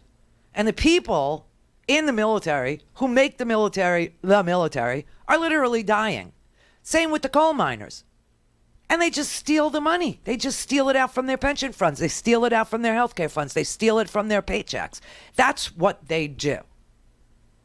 And that's why economies don't do well under Republicans. They're crazy. They're lunatics. They pay themselves and nobody else. And the way that Democrats invest in America, the way that we give people the ability to self-support while they're transitioning, or while they're healing from some disability, it makes the economy work because 2/3 of what goes on in our economy is consumer driven. The more money in more hands that buy things, the better the economy is. oh, we'll backfill. That just means you're going to have to pay the military twice now, even though you thought what we were doing with the money to the military was exorbitant to begin with. Now he's going to steal the money from the military. You're going to have to pay it back, and the money disappears. Call in, connect. To speak to Randi, call 561-270-3844. 561-270-3844. I'm really worried about it. I feel sorry for the president. And that is not the way we should feel about the most powerful figure in this country. Somebody on whose wisdom and judgment our lives literally depend. I don't know if he felt it necessary to pull out a Sharpie and change the map. I don't know if it was one of his aides believed they had to do that in order to protect his ego. No matter how you cut it, this is an unbelievably sad state of affairs for our country. If our presidency is not in good shape, then our country is not in good shape. And on one level, it's laughable. On another, it is exactly why we've got to do something different. And by the way, I also think it's why you're seeing a lot of independents and people who have voted Republican over the years saying, you know what, this has become something we've all got to pull together and create an alternative to, because we just, as a country, cannot go on with these. This is humiliating. This is an embarrassing moment for our country, and we seem to see a new national embarrassment every day. I am the chosen one. Seriously, dude. I mean, every day. That is a great slogan for Donald Trump. Donald Trump, I feel sorry for you. You know what I mean? I feel sorry for you. Donald Trump, it's humiliating. I mean, that would be global. That could be good. Or Donald Trump, sad. He's a bad, sad man, is what he is. That's all he is. He's just a bad, sad man with a bunch of deadheads or fish fans. I don't know what you want to call these people, but the Wall Street Journal, freaking Journal, they have the most amazing article. It is in the homework section today. If you go to randirhodes.com, go to the homework, just click on homework, and you'll see this in the homework section. It's a Wall Street Journal article by Mike Bender, and it's called "It's Kind of Like an Addiction on the Road with Trump Rally Diehards." Now, he's got a rally next Tuesday, and then next Tuesday we have a debate. I mean, next week's going to, and I expect the House Democrats to start putting out witness lists of who they think they can get without having to go to court to talk about impeachable offenses. And by the way, high crimes and misdemeanors. Donald Trump did doctor that map. Somebody in the White House actually told that to what's his name over at CNN? I just blanked out on his name. One of the reporters at CNN. They had emails, internal emails, about what was going on with that weather map, and they leaked them to freaking CNN. That's amazing. The Washington Post reports this morning that it was President Trump himself who marked up that official weather map with a black Sharpie, trying to get people to believe his false claim.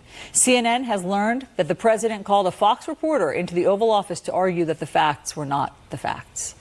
Yeah, and that reporter was, John Roberts. And John Roberts got on the TV last night, and he was like, I don't know. At the same time, all of this is churning out in the Atlantic Ocean. The president continues to defend a tweet that he sent out on Sunday morning in which he said Alabama could possibly get some damage from Dorian. The president tweeting Alabama was going to be hit or grazed, and then Dorian took a different path up along the East Coast. The fake news knows this very well. That's why they're the fake news. A bit of a controversy has erupted over this because at his hurricane briefing yesterday, the president held up a graphic of a 5-day warning cone from last Friday, the 30th, which appeared to have been modified with a Sharpie to extend the bubble out there, as you can see, to include the Florida Panhandle and parts of southern Alabama. The president was asked how that line got there yesterday afternoon. Listen here. But the original path was through Florida. That was probably 3 days. I think that's probably 3-4 days old.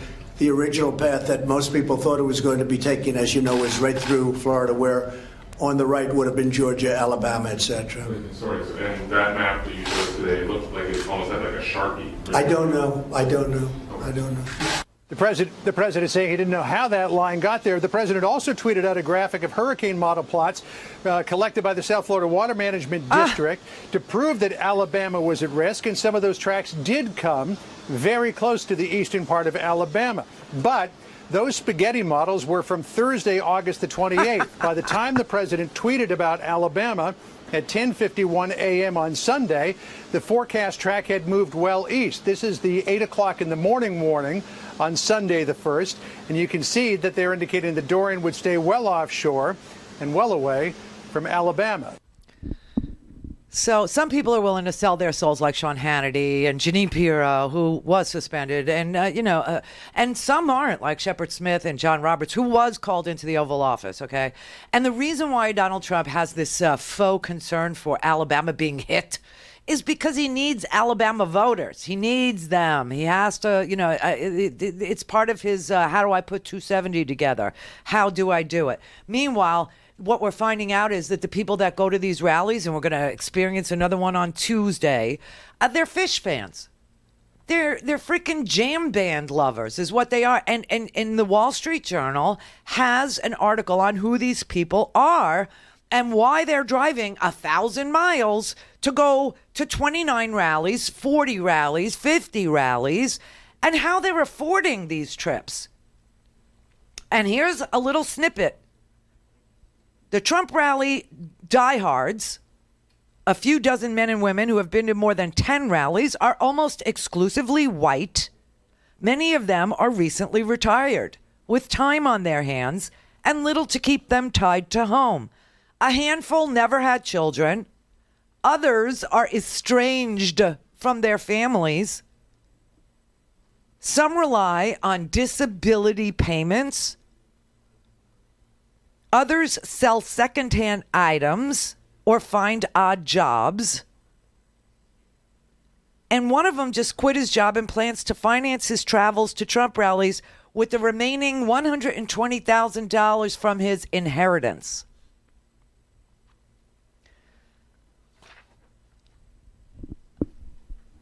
Democrats made it possible for these lunatics to stay on the road on Trump tours. They think of it as a tour.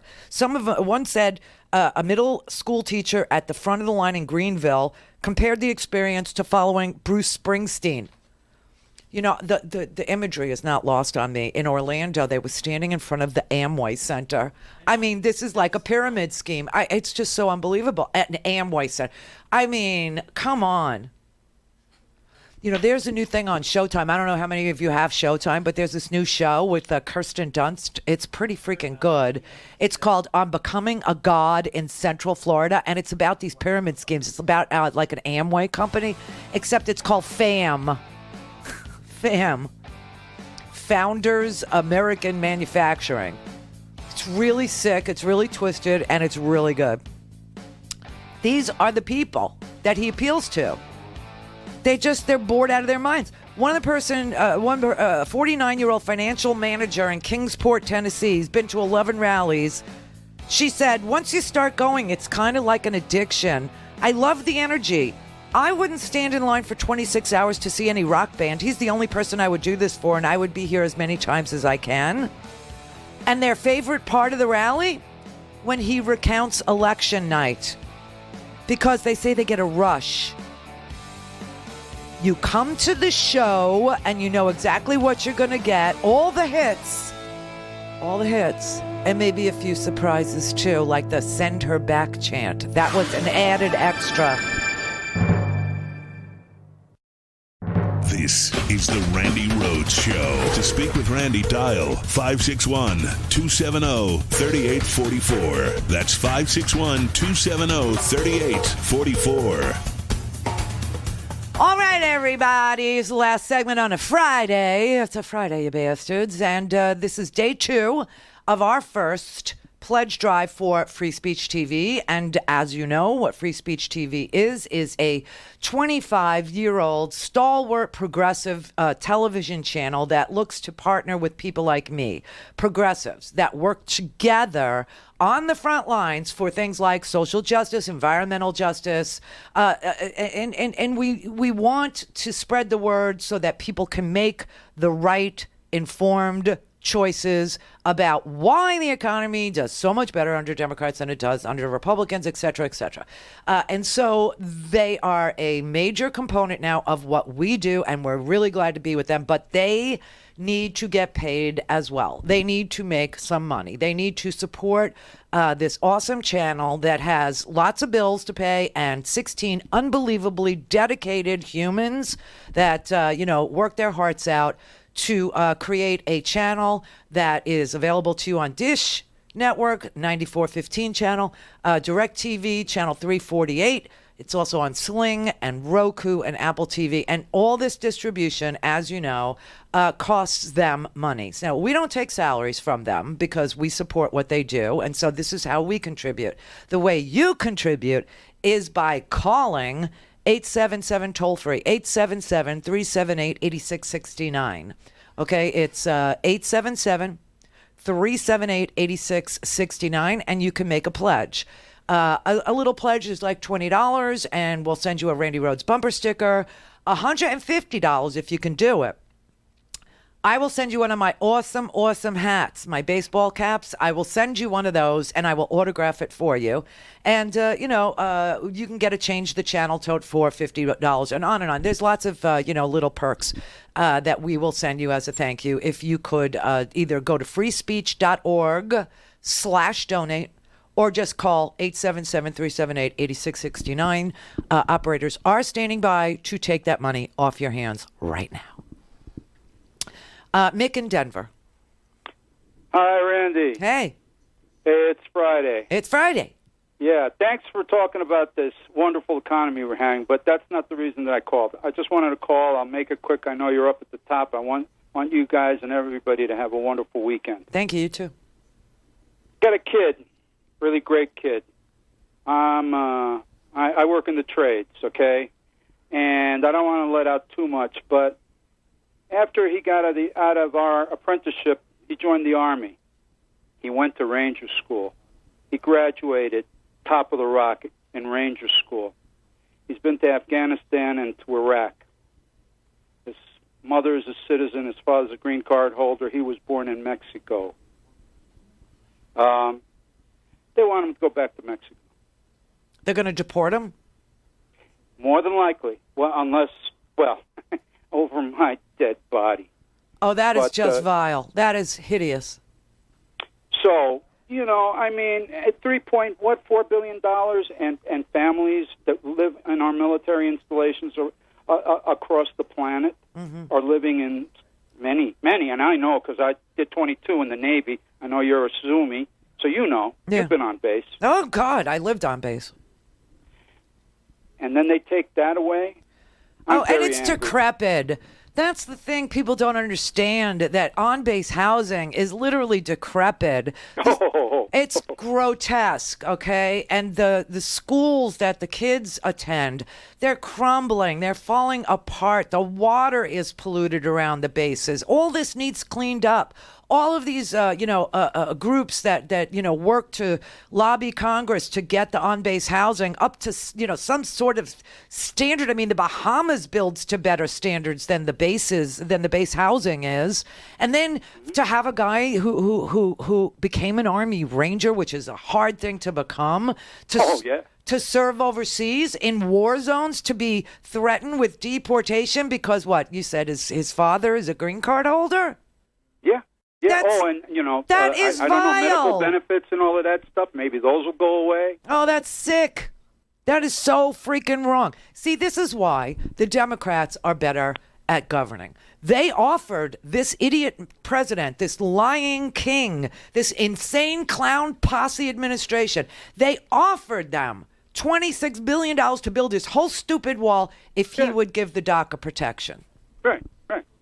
Well, that's not good enough for him. You could have given him $260 billion. No, because he wants the issue. He wants the freaking issue. This is a high-performing thing for him. People at the, in this Wall Street Journal article, people literally were quoted as saying they loved the center-back chants, and their favorite parts is, are the parts where he says you don't have to live with others, okay? You don't have to live with those other people. They love this issue. Yeah. Fragmented America is what they want.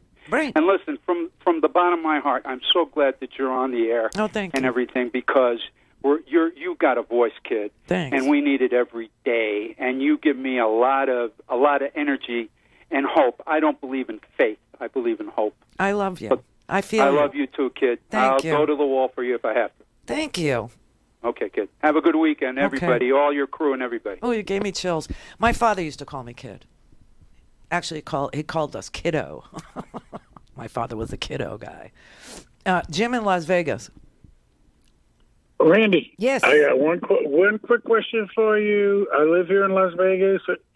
Nellis Air Force Base is right here. Why I go to my local gay bar. I love everybody. Why are all these military people? Why do they vote Republican? And I follow your advice. Once you start discussing, not arguing, when you start discussing politics, oh, Donald Trump's the best president. The military people, don't they realize? No, they don't. And I'll tell you something. I don't know if you ever served, but when you're serving, you don't even read a newspaper, okay? You just don't. It's not part Okay, so why do they all vote Republican? Not all, Well, a majority. Officers do, because they're looking for, a straight path to another bar on their shoulder, or a bird on their hat, okay, or a star on their collar. So officers, they play that, butt-kissing game. That's what they do. And the other guys, they're being fed a steady diet of only one party respects the flag. And that's why, if you notice, if you watch a lot of, TV, progressive TV, whatever it is that you're doing, there's always flags waving on Fox News. I think I'm the only progressive broadcaster that actually insists on having a flag in my studio, because I served and that flag means something to me. Okay, and I think most people have no idea that the Republican Party has co-opted the flag and made it one of their symbols when it belongs to all of us, okay? And that flag that's behind me, that one right there, that flag actually flew over the Capitol for me and was sent to me. Yes, after it flew for a day over the Capitol. So, but they have co-opted the Eagle. They have co-opted the Air Force wings. That's why my logo is, and I called the Air Force and said, can I use this logo? And they said, yes, because it's different than ours. Right? So, yes. And the sergeant, by the way, who worked at the trademark place in the Air Force, told me that he was so glad. He knew who I was. He said, I'm so proud of you, and I'm so glad that you're doing this. And yes, just take one wing off it, or add a wing. So if you notice, mine has 3 stripes. The Air Force logo only has 2. So he taught me how to, manage that. But not all people in the military are Republicans. No. But a big percentage. Well, I'm telling you what half the problem is. Well, okay. Well, thank you. Can I ask you one more thing? Half the problem is that the Republican Party has successfully co-opted the visuals, the flag, the wings. If you look at progressive logos, they're all kind of, that's why mine are the wings. Because I like that. Well, I have a right to them. First of all, I served, and number 2, it's strong. It's strong and it's forceful, and it says I'm proud. I'm proud of what I did. I'm proud of my service. And a lot of Republicans steal all of the visuals and they make it their own, and that's wrong. It doesn't belong to them. Okay. What? Okay. Thanks. You're welcome. And that's the honest to God truth. Fox News always has the flag waving in the background, right? If you look at, conservative broadcasters, they're always going to have a flag in their studio. None of these people have ever served a day in their life. Rush Limbaugh didn't serve a day in his life. Mike Pence didn't serve a day in his life. I mean, this is crazy. This is absolute mass madness. And the people who did serve, you know what you learn in the military? Classic liberalism. What? Yeah, you know what you learn? The weakest among you can get you killed. So that means that you have to reach down and help that person up and make them stronger, better, fiercer, more able-bodied, or else they'll get you killed. That's classic liberalism. You reach down and you help somebody. Have a great weekend.